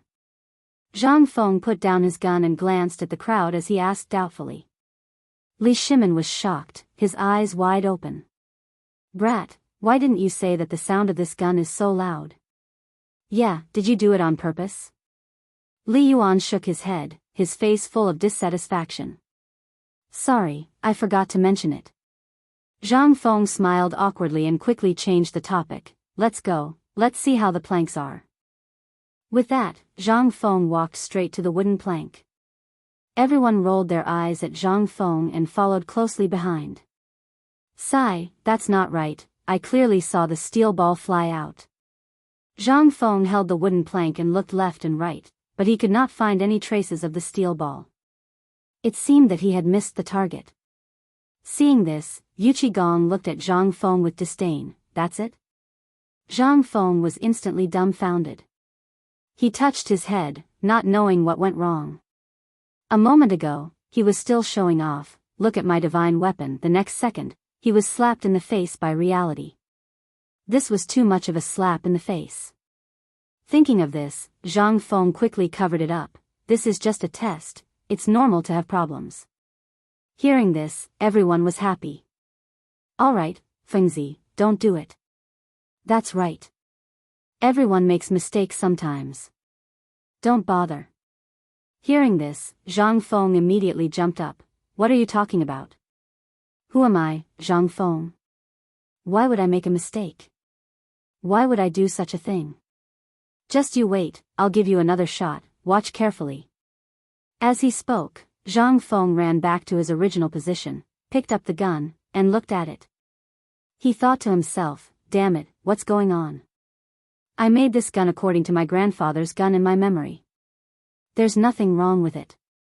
Could it be that I made a mistake? After fiddling with it for a while, he confirmed that there was nothing wrong with the gun. Zhang Feng pressed down on the steel ball again and placed the gun on his shoulder. He prayed in his heart, please don't make a mistake. Otherwise, where would Lao Tzu put his face? After praying, he suddenly pulled the trigger. With a bang, the gun barrel emitted a tongue of flame, and the wooden sign shook. I hit it, I hit it. Zhang Feng hurriedly threw down the gun and ran toward the wooden sign excitedly.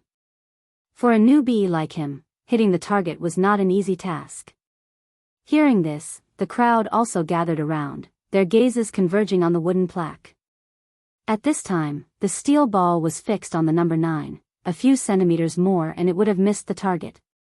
Old Master Li, Lao Yu, come, take a look, this is my gun, this is the power of my gun. Zhang Feng crossed his arms in front of his chest, glanced at everyone, and said with a proud face. Li Shimin looked at the wooden sign.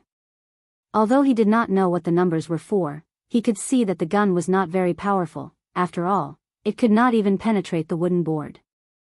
Chapter 17:19. He curled his lips and said disdainfully, it's alright, but its power is mediocre. It can't even penetrate a wooden board. Also, its accuracy is too bad. What?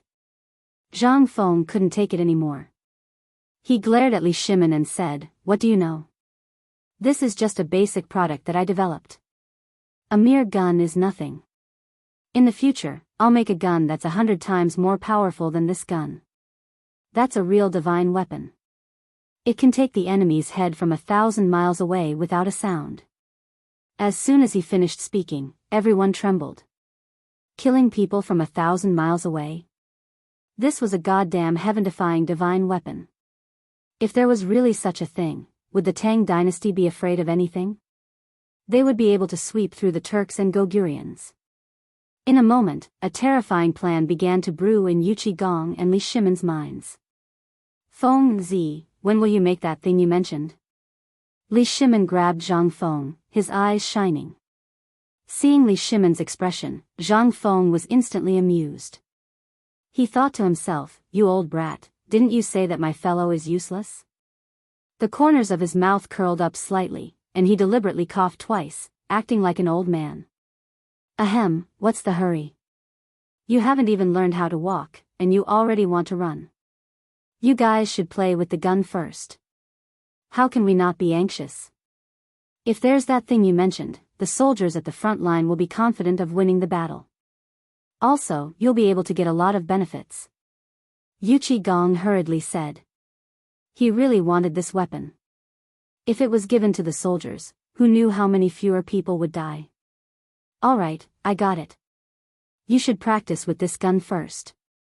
Zhang Feng waved his hand and said impatiently. In fact, he wasn't sure when he could make it.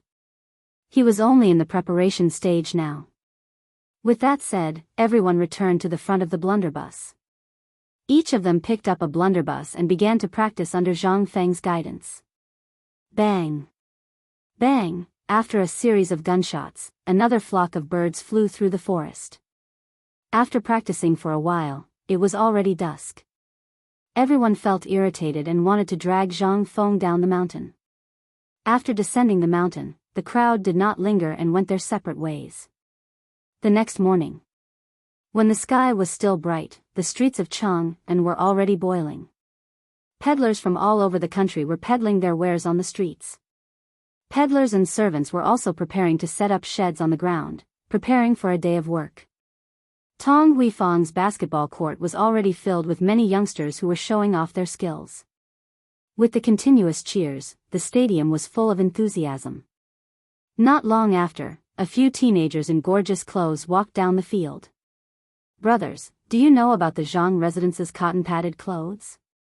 "Of course I know." As soon as they sat down, they began to chat. They were all famous playboys in Chang'an, so they were more well-informed than ordinary people. "I heard that the Zhang residence has already started selling it." "Are you serious? Did President Zhang really manage to play with that piece of white paper?" "Of course. I heard that the sales are pretty good. It's quite warm to wear." Hearing this, everyone present was stunned.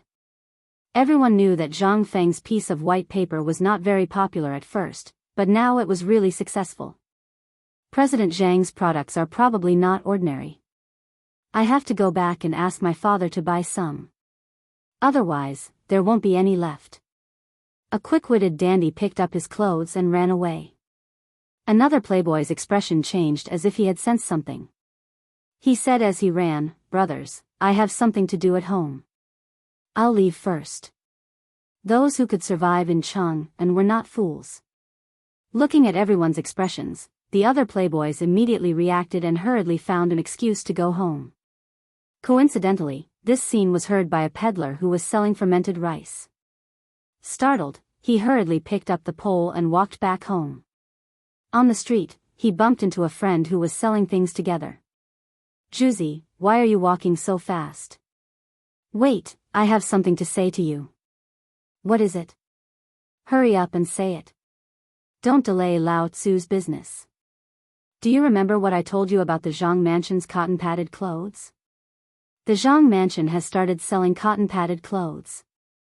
"What? The Zhang Mansion has started selling cotton-padded clothes? I have to go and take a look." After that, the friend threw down his burden and ran home. Just like that, in a short while, one person spread to 10, and 10 spread to 100.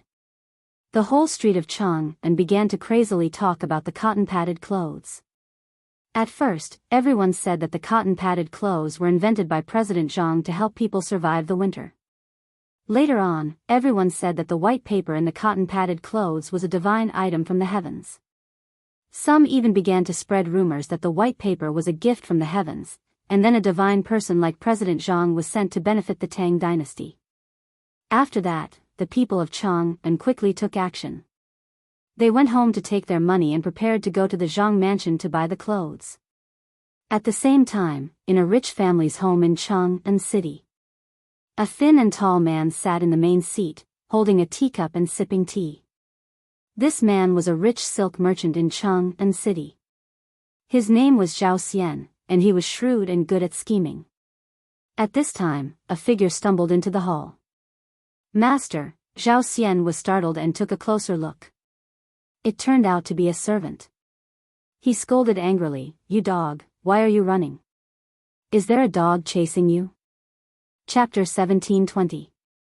The servant gasped and swallowed his saliva before saying, "Master, Zhang Mansion's cotton-padded clothes are on sale. The news has spread all over Chang'an." "What?" Zhao Xian's expression changed slightly and he slowly put down the teacup in his hand. He had long heard that Zhang Feng made clothes with white folds. He had laughed at Zhang Feng before, but he didn't expect him to do it. It was really unexpected. After thinking for a while, he looked up at the servant and asked, "How are the cotton-padded clothes?" The servant hurriedly cupped his hands and said, "Zhang Mansion's cotton-padded clothes are selling very well. They will be out of stock soon. And countless people are flattering them, saying that they are a gift from God to benefit the Tang dynasty. Now many people are rushing to Zhang Mansion to buy them. Hearing this, Zhao Xian frowned more deeply. He clenched his right fist and began to pace in the hall, thinking to himself. As a businessman, it was his nature to not do anything without profit. Zhang Feng's cotton-padded clothes were now a hot topic. If it was really as good as the rumors said, he would undoubtedly make a profit by taking action in time. But everything was just a rumor. That would be a loss. Thinking of this, he suddenly remembered the academy. Zhang Feng could build an academy, so he wouldn't do such a thing that would damage his reputation. Moreover, with his identity, if he really did such a thing, he wouldn't be able to establish himself in Chang'an. Zhao Xian suddenly turned around and waved his sleeves, saying directly, "Inform the accountant to withdraw half of the money. Ask the butler to take people to buy Zhang Feng's cotton-padded clothes as soon as possible." The servant nodded and ran out quickly. Zhao Xian withdrew his gaze and began to pace in the hall with his hands behind his back. He kept muttering, "Since I have decided to buy, I have to buy more. This money is not enough. I have to go out and borrow some money to buy all the cotton-padded clothes in Zhang Mansion." After that, Zhao Xian stepped out of the door. At this time, the gate of Zhang Mansion was crowded with people. It seemed that there was no end in sight. Those pushing empty carts and those with money all looked at Zhang Mansion. Why hasn't President Zhang's cotton-padded clothes started to be sold? That's right, I'm dying of anxiety. I brought 300 copper coins with me today. I'm going to sell a few pieces of clothing for my wife and children. I brought 500 coins. If you buy too much, you can resell it. Just as everyone was filled with anticipation, the door to Zhang Mansion opened and a person walked out. It was the housekeeper, Du Zidong. Du Zidong first cupped her hands towards the crowd, then said with a troubled expression, "Everyone, I'm sorry, but today's cotton-padded clothes are sold out. Please come back next time." As soon as his voice fell, it attracted a wave of resentment from the crowd. How did they sell so quickly? There's no place to spend the money I prepared? How preposterous. Everyone complained in dissatisfaction. After a while, seeing that there were still no cotton-padded clothes from Zhang Mansion, they left resentfully one after another. From time to time, all kinds of discussions could be heard from the huge crowd. A tall and thin man whispered. "Have you heard? Someone conveniently brought a few cotton-padded clothes from the Zhang Mansion." F***CK, how did you know? I have a relative who works in Zhang Mansion. He heard about it. What are you waiting for? Hurry up and find your relative and buy some cotton-padded clothes to wear. After saying that, the man was about to pull the tall and thin man away. "No way, why should I take you there? I'll pay, right?" After saying that, the man handed a string of coins to the tall and thin man. The tall and thin man took it, nodded with satisfaction, and quickened his pace with the man. The speaker didn't mean it, but the news spread. In an instant, the news spread to the ears of the rich families in Chang'an.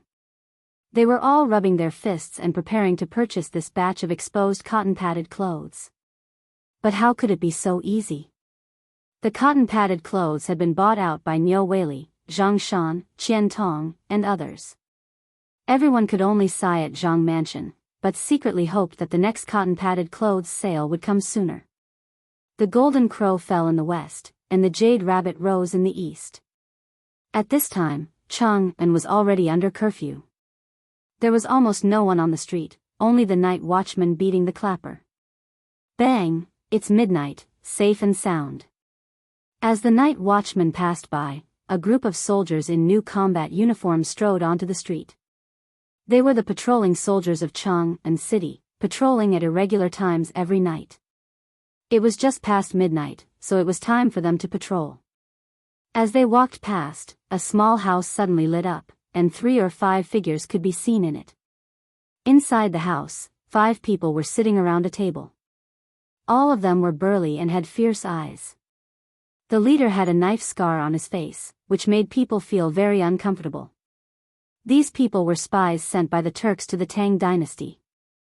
They were responsible for spying and intelligence, and they rarely met if there was no important information.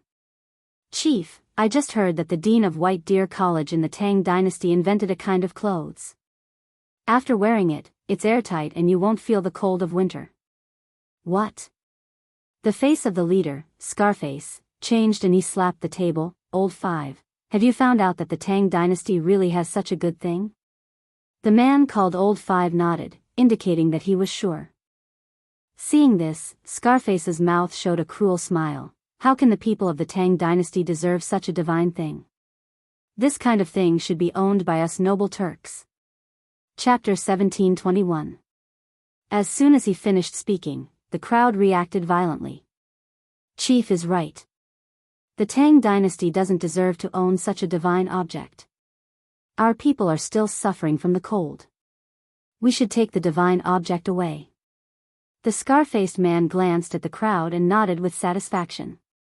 This was the effect he wanted. He waved his hand to signal them to stop, and then a cold light flashed in his eyes. He said, Lao Wu, take everyone to scout the place and find out the truth. We'll take action tomorrow night. Yes, Chief. Lao Wu put his right hand on his chest and smiled viciously. Then, the scar-faced man blew out the candle, and the room fell into darkness again. At the same time, not far away in the Tubo embassy in the Tang Dynasty. In a large room, a man in his early 30s was sitting in the main seat. His face was as yellow as wax, and he didn't look very good.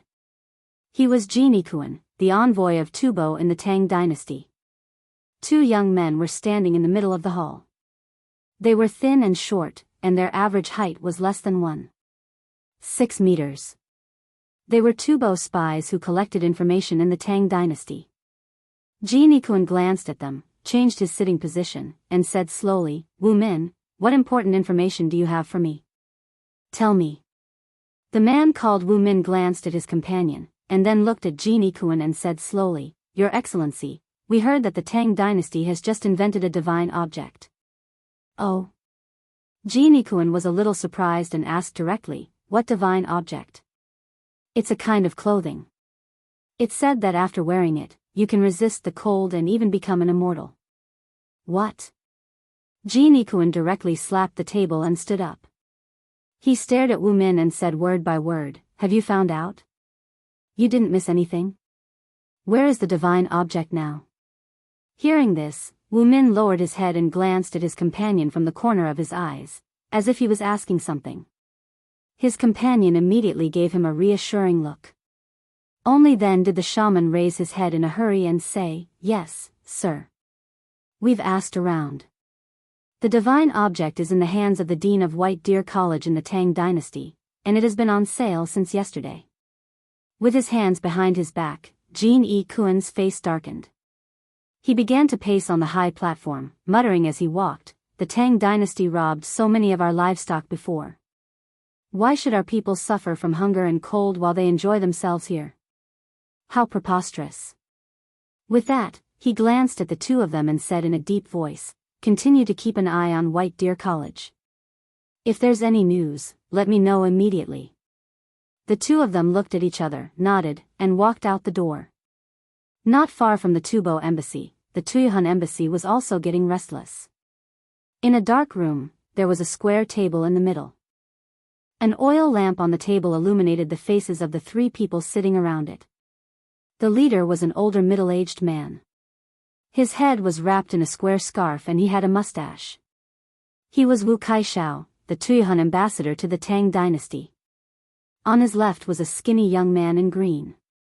The other one was in red. He also looked like he hadn't eaten for a few days. Sir, we've confirmed that the cotton clothes invented by the Tang Dynasty can resist the cold. It's a divine object for us Tuyuhun. What? Wu Kaishao slapped the table and stared at the person who spoke. Is this true? The young man in green nodded. The young man in green nodded and said seriously, Yes, sir.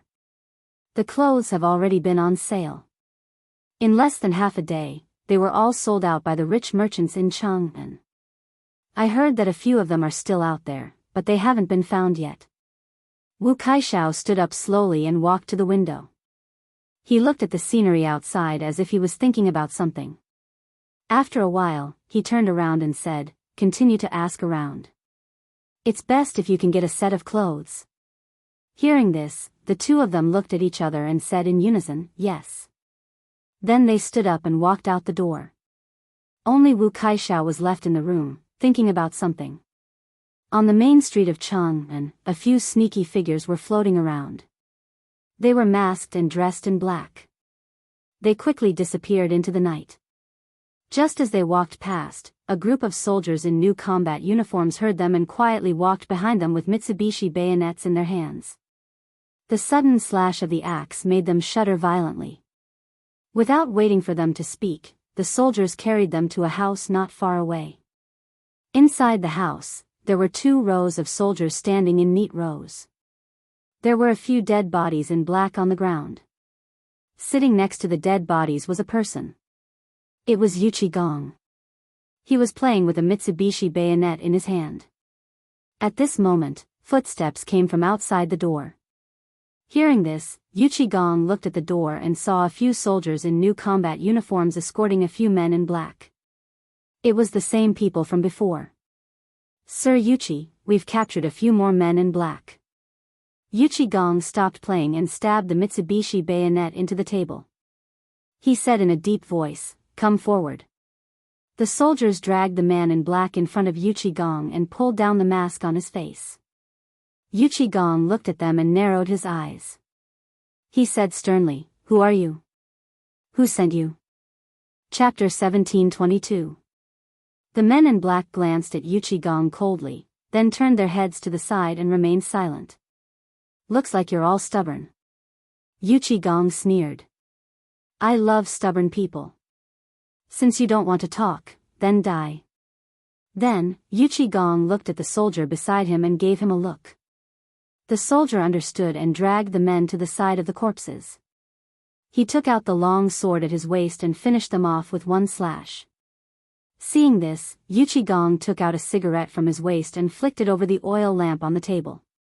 He put it in his mouth and took a deep puff. He exhaled the smoke and muttered to himself, "This is the 5th batch tonight. Chang'an is going to be chaotic." Then, Yu Qigong glanced at the men in black squatting in the corner and frowned.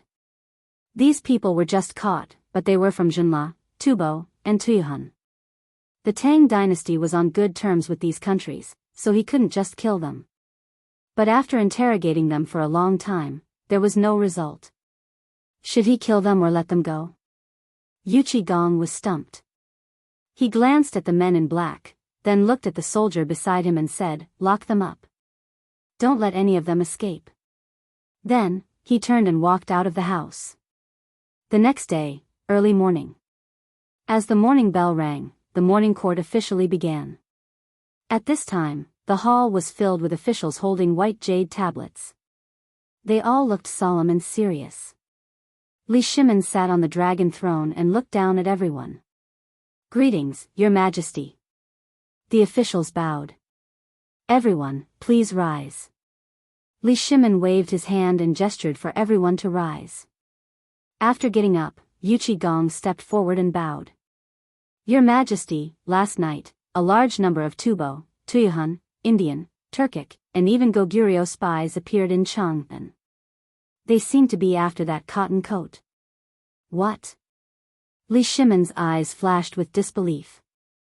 He knew that once the cotton coat was revealed, the foreign ambassadors in Tang would definitely take action. But he didn't expect to catch so many in one night. From this, it could be seen how tempting this thing was to them. These places, especially Goguryeo, the Turks, Tubo, and Tuyuan, did not have a good winter. Almost every year, it was up to the heavens to see if they could survive. But now it was different. Feng Zi had created such a thing. Once this thing flowed into these places, what would the consequences be? Li Shimin knew this better than anyone else. It was almost as if the cold no longer affected or weakened them. This was not a good thing for the Tang dynasty. However, the most troublesome thing right now was Tubo and Tuyuan. Although there were plans to target them, these plans were still in progress. Furthermore, whether or not he should give it to her was a difficult question. Li Shimin knew that the reason these envoys did not come to court today was probably because they were considering the matter of the missing people last night. Once they recovered, then tomorrow's morning court session, Li Shimin's expression could not help but change. But he still flicked his sleeves and said calmly, "Minister Yuchi, what do you think about this?" At this moment, the officials in the court were in an uproar. Previously, they had thought that this was rather baffling. After all, the Tang envoys were always very low-key in Chang'an. How could such a thing happen? But what did His Majesty mean? The Emperor meant, could it be that all of this was real? For a moment, the court was in an uproar. What? The Turk spies? Why did these spies come to the Tang dynasty? Could it be that these guys have some bad intentions? On the dragon throne, Li Shimin frowned and glanced at the crowd. Seeing this, little Gizi hurriedly shouted in a sharp voice, "Stop arguing." Hearing little Gizi's words, everyone quickly stopped talking and stood respectfully in place. Seeing this, Li Shimin shifted his gaze to Yuchi Gong and said slowly, "Yuchi Gong, tell me in detail what happened last night." "Yes, Your Majesty." Yuchi Gong regained his composure and said, "Last night, when I was patrolling Chang'an, I discovered quite a number of men in black. Later, I sent guards to apprehend them, but they were discovered to be Turkic spies. After interrogating them, they refused to say anything and were killed by me. However, later on, I discovered quite a number of spies from Jinla, India, Tubo, and Tuyuhun. Among them, there were even some Woku spies who wanted to break into Zhang Mansion at night. I didn't dare to make a decision." Hearing this, Li Shimin frowned. The Turks and Indians were easy to understand. They were just spies for some information. Just kill them. But why would these Woku pirates break into the Zhang residence at night? Could it be related to the recent cotton clothes? I need to interrogate them more. And Jinla, Tubo, and Tuyuhun. The Tang dynasty has always been on good terms with them. What are they thinking now that they sent spies? If I kill these people, it will inevitably cause conflict between the two countries and may cause some unnecessary trouble. But if I don't kill them, I can't show the imperial power of the Tang dynasty. This is a bit difficult. Chapter 1723. He glanced at the crowd and said slowly, "Dear ministers, what do you think we should do with these spies?" As soon as he finished speaking, everyone frowned. They looked at each other and pretended to be mute. Wei Zheng, who was standing at the front, turned his head and glanced at the crowd with disdain in his heart. He thought to himself, "You guys are usually the ones who quarrel the most. Why aren't you talking now? Why are you all pretending to be mute?" After a cold snort, Wei Zheng took a step forward with the white jade tablet in his hand. "Your Majesty, I suggest that we release all these spies." Li Shimin looked at Wei Zheng in surprise. "Dear Minister, why do you suggest that we release these spies?" "Yes, why do you want to release these spies, Lord Wei? Don't you know what kind of harm it will cause to the Tang dynasty if we release these spies?" Everyone looked at Wei Zheng with a puzzled expression. "Let's not talk about what kind of loss it will cause to the Tang dynasty. Even if we kill them, there will be spies who will continue to sneak into the Tang dynasty. There are thousands of spies. Can you kill them all? If we release these spies, it will be different." Wei Zheng smiled faintly and said slowly. A grand scribe walked out and asked curiously, "What's the difference?" Wei Zheng glanced at the grand scribe and said, "If we release these spies, we can numb these countries and make them relax their vigilance. It will be more convenient for the Tang dynasty to do things." "How can we do that?" "If we release these spies, they will think that the Tang dynasty is afraid of them." The grand scribe waved his sleeve and was very dissatisfied. Then, he looked at Li Shimin and said, "Your Majesty, please give the order. I am willing to lead the army to immediately attack Tubo, Jinla, and other countries. I only need 200,000 soldiers." As soon as he finished speaking, a row of generals stood up as if they had been injected with chicken blood. "Your Majesty, I only need 150,000 soldiers to immediately attack Tuyuhun and show the imperial power of the Tang dynasty." Your Majesty, I only need 100,000 soldiers to attack the Woku pirates. Everyone presented their memorials one after another, expressing their determination to establish their careers. Nonsense. Zhang Sun Wuji immediately stood up and scolded, the Battle of Chiotzi is getting more and more intense. How can we attack other countries? Moreover, Lord Wei is right. Releasing these spies is undoubtedly the best choice for the Tang dynasty. Zhang Sun Wuji ignored the Grand Scribe and turned to Li Shimin. He cupped his hands and said, Your Majesty, this subject suggests that we release these spies.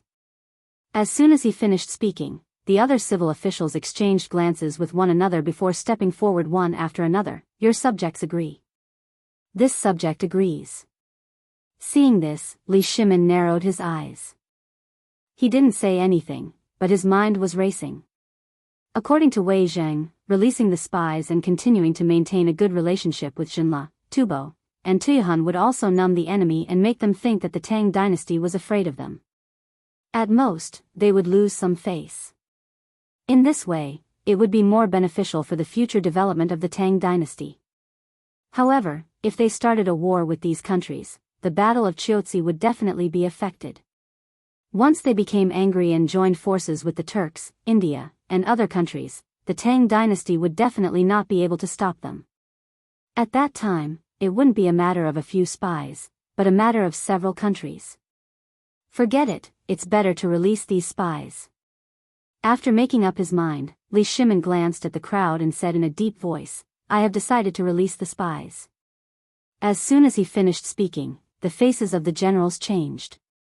They hurriedly cupped their hands and said, Your Majesty, you can't. If you let these people go, what will happen to the imperial prestige of the Tang dynasty? Yes, Your Majesty, you can't let these people go. Li Shimin narrowed his eyes and waved his sleeves. I have already decided on this matter. There is no need to discuss it further. Yuqi Gong, release these spies immediately after the court is dismissed. After that, Li Shimin walked out of the side hall without looking back. Imperial Study. Li Shimin sat on the dragon throne with a lit cigarette in his hand. He took a deep puff and exhaled smoke, looking like he was enjoying it. After a while, a few heads popped out of the door. Li Shimin took a closer look and found that it was Yuqi Gong and the others who were in the court just now. Come in. Li Shimin took the cigarette and said lightly. Hearing this, Yuqi Gong, Qing Yao Jin, Wei Zheng, Zhang Sun Wuji, and the others walked into the imperial study together. Your Majesty. Everyone bowed. Li Shimin exhaled a mouthful of smoke and said slowly, No need to be so courteous in the study. Let's talk about what happened in the court just now. Although he agreed to release the spies just now, he still felt a little uncomfortable in his heart. After all, these guys all had ulterior motives. He still needed to be on guard.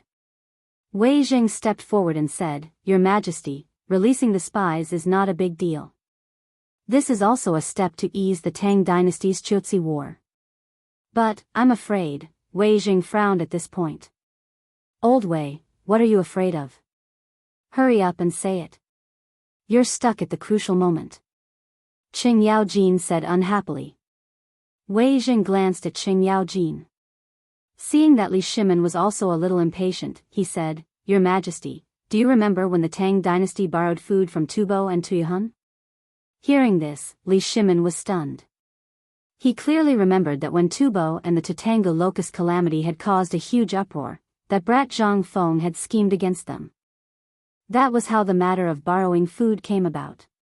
One had to know that Tubo and Tuyuhun were poor and remote places. Their families did not have enough food to eat. Chapter 1724. Thus, they half sold and half gave the pigs to the great Tang. At that time, in the eyes of the Tubo and Tuyuhun, these were filthy animals. They couldn't even fill their stomachs, so how could they feed the pigs? Of course, the people of Chang and city also thought the same. They all thought that Zhang Feng and himself were crazy to want such things. However, they didn't expect that Zhang Feng's behavior would shock everyone. He used inferior pork to make braised meat and began to sell it in Chang and city. At first, people couldn't accept this thing. Later, people gradually tried it until they were fascinated. Thinking of this, Li Shimin felt a burst of satisfaction. After all, this matter made him proud. He smiled and said, "Of course, I remember." "What's wrong?" "My dear minister." Wei Jing sighed secretly and said, "Your Majesty, have you ever thought about what if Tubo and Tuihun ask us for food this time?" Hearing this, Li Shimin frowned. He really didn't think about this problem because Tubo and Tuihun didn't mention this matter at all. It was as if this incident had never happened. Everyone had forgotten about it. Now that Wei Jing mentioned it, he slowly recalled. "Have you thought of a way?" Li Shimin asked. As soon as his voice fell, Qing Yaojin jumped out. "What way?" "We've already borrowed it." "Your Majesty, let's be straightforward and not return it." "Yes, those two guys won't dare to come to the Tang dynasty." To the side, Yuqi respectfully agreed. Wei Jing denied, "No, this matter must be dealt with. Otherwise, it will affect the relationship between the Tang dynasty and the two countries." Li Shimin frowned. If it were other countries, they wouldn't return it. However, Tubo and Tuihun had always been friendly with the Tang dynasty. Moreover, the people of the two countries were still in a state of food shortage. The people did not have enough to eat, and there were internal riots.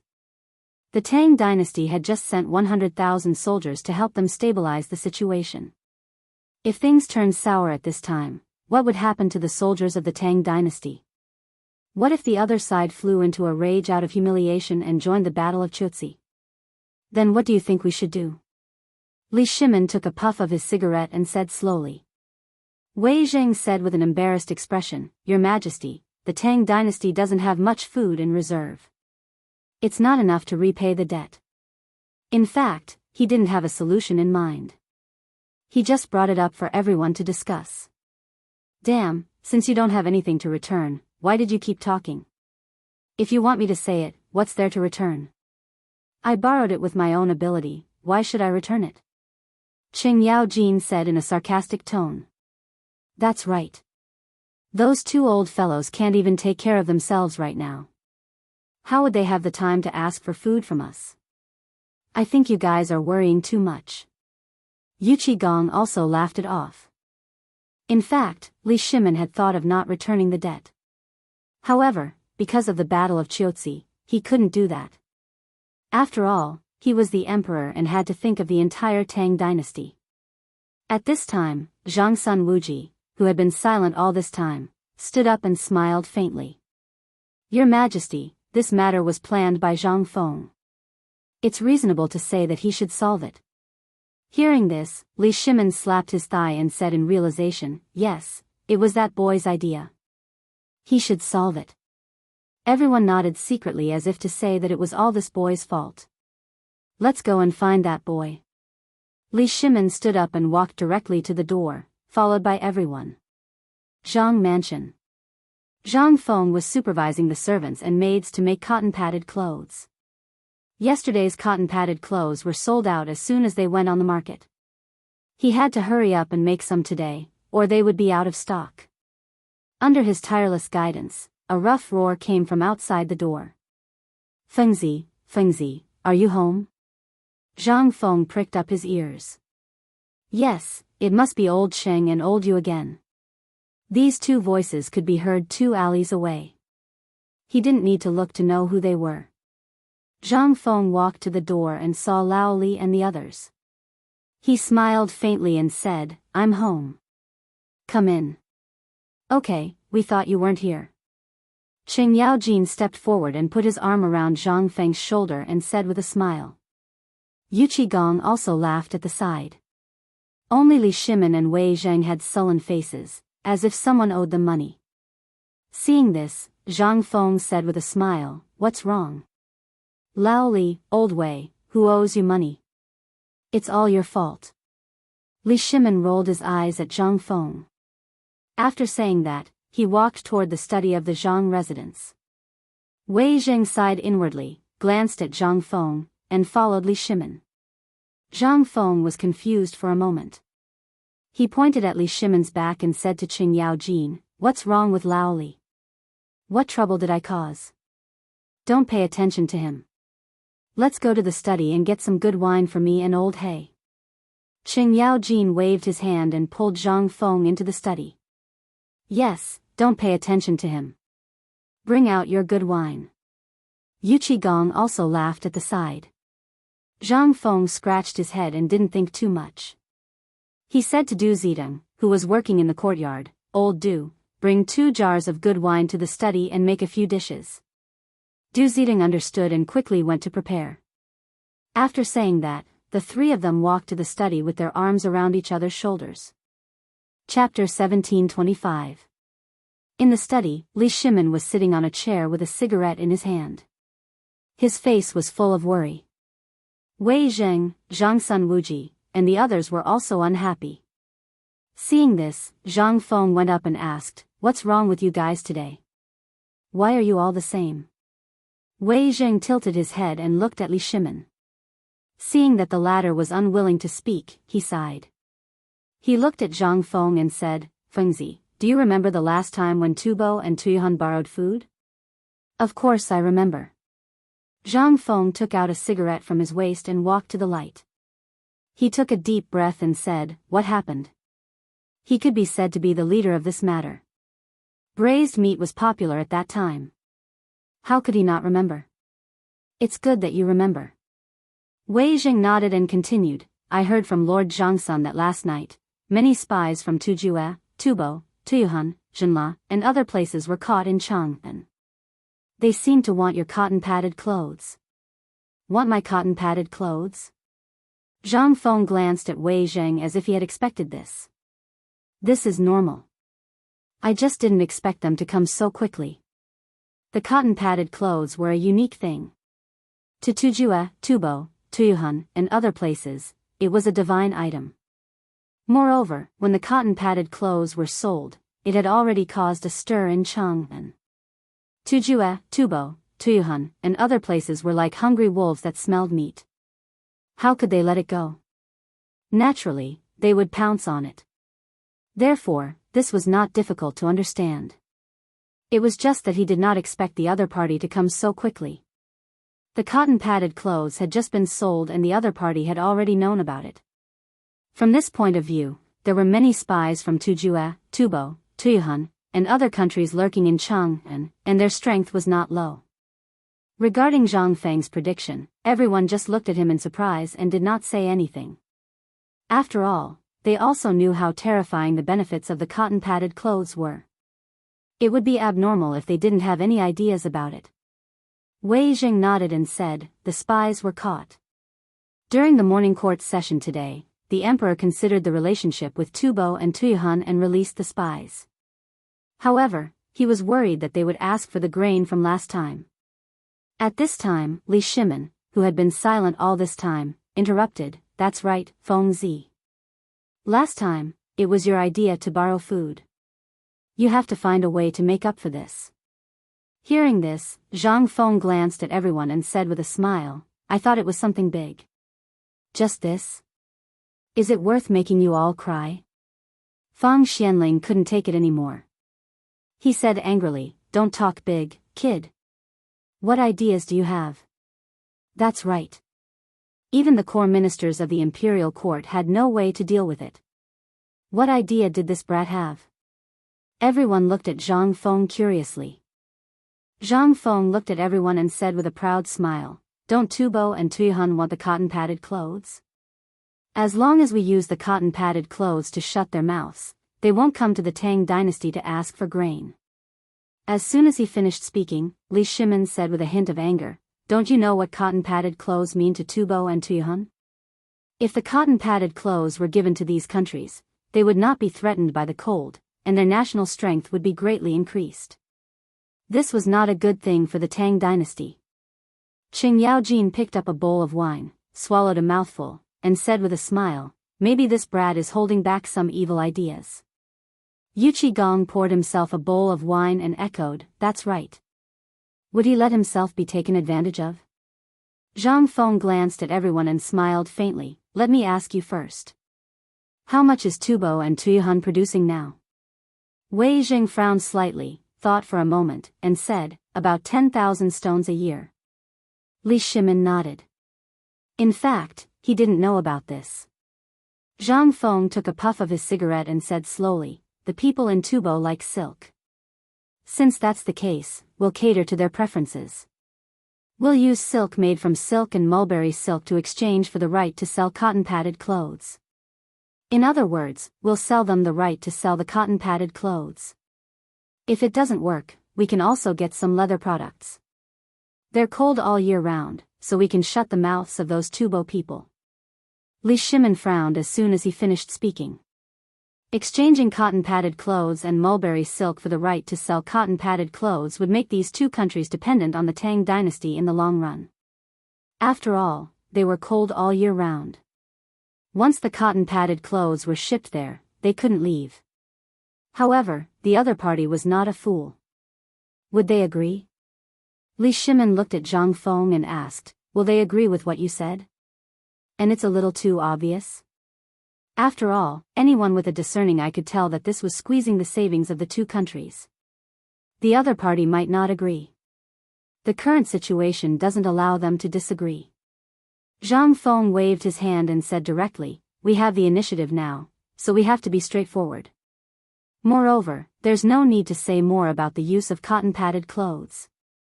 They will naturally understand. After all, there's a lot of profit in this matter. If they take it, not only can they shut the mouths of those starving people, but they can also stabilize the hearts of their people and stabilize their situation. This will only be beneficial for the Battle of Chiotsi. Because if things go wrong, this battle is likely to lead to an all-out war between the Tang dynasty and the Turks.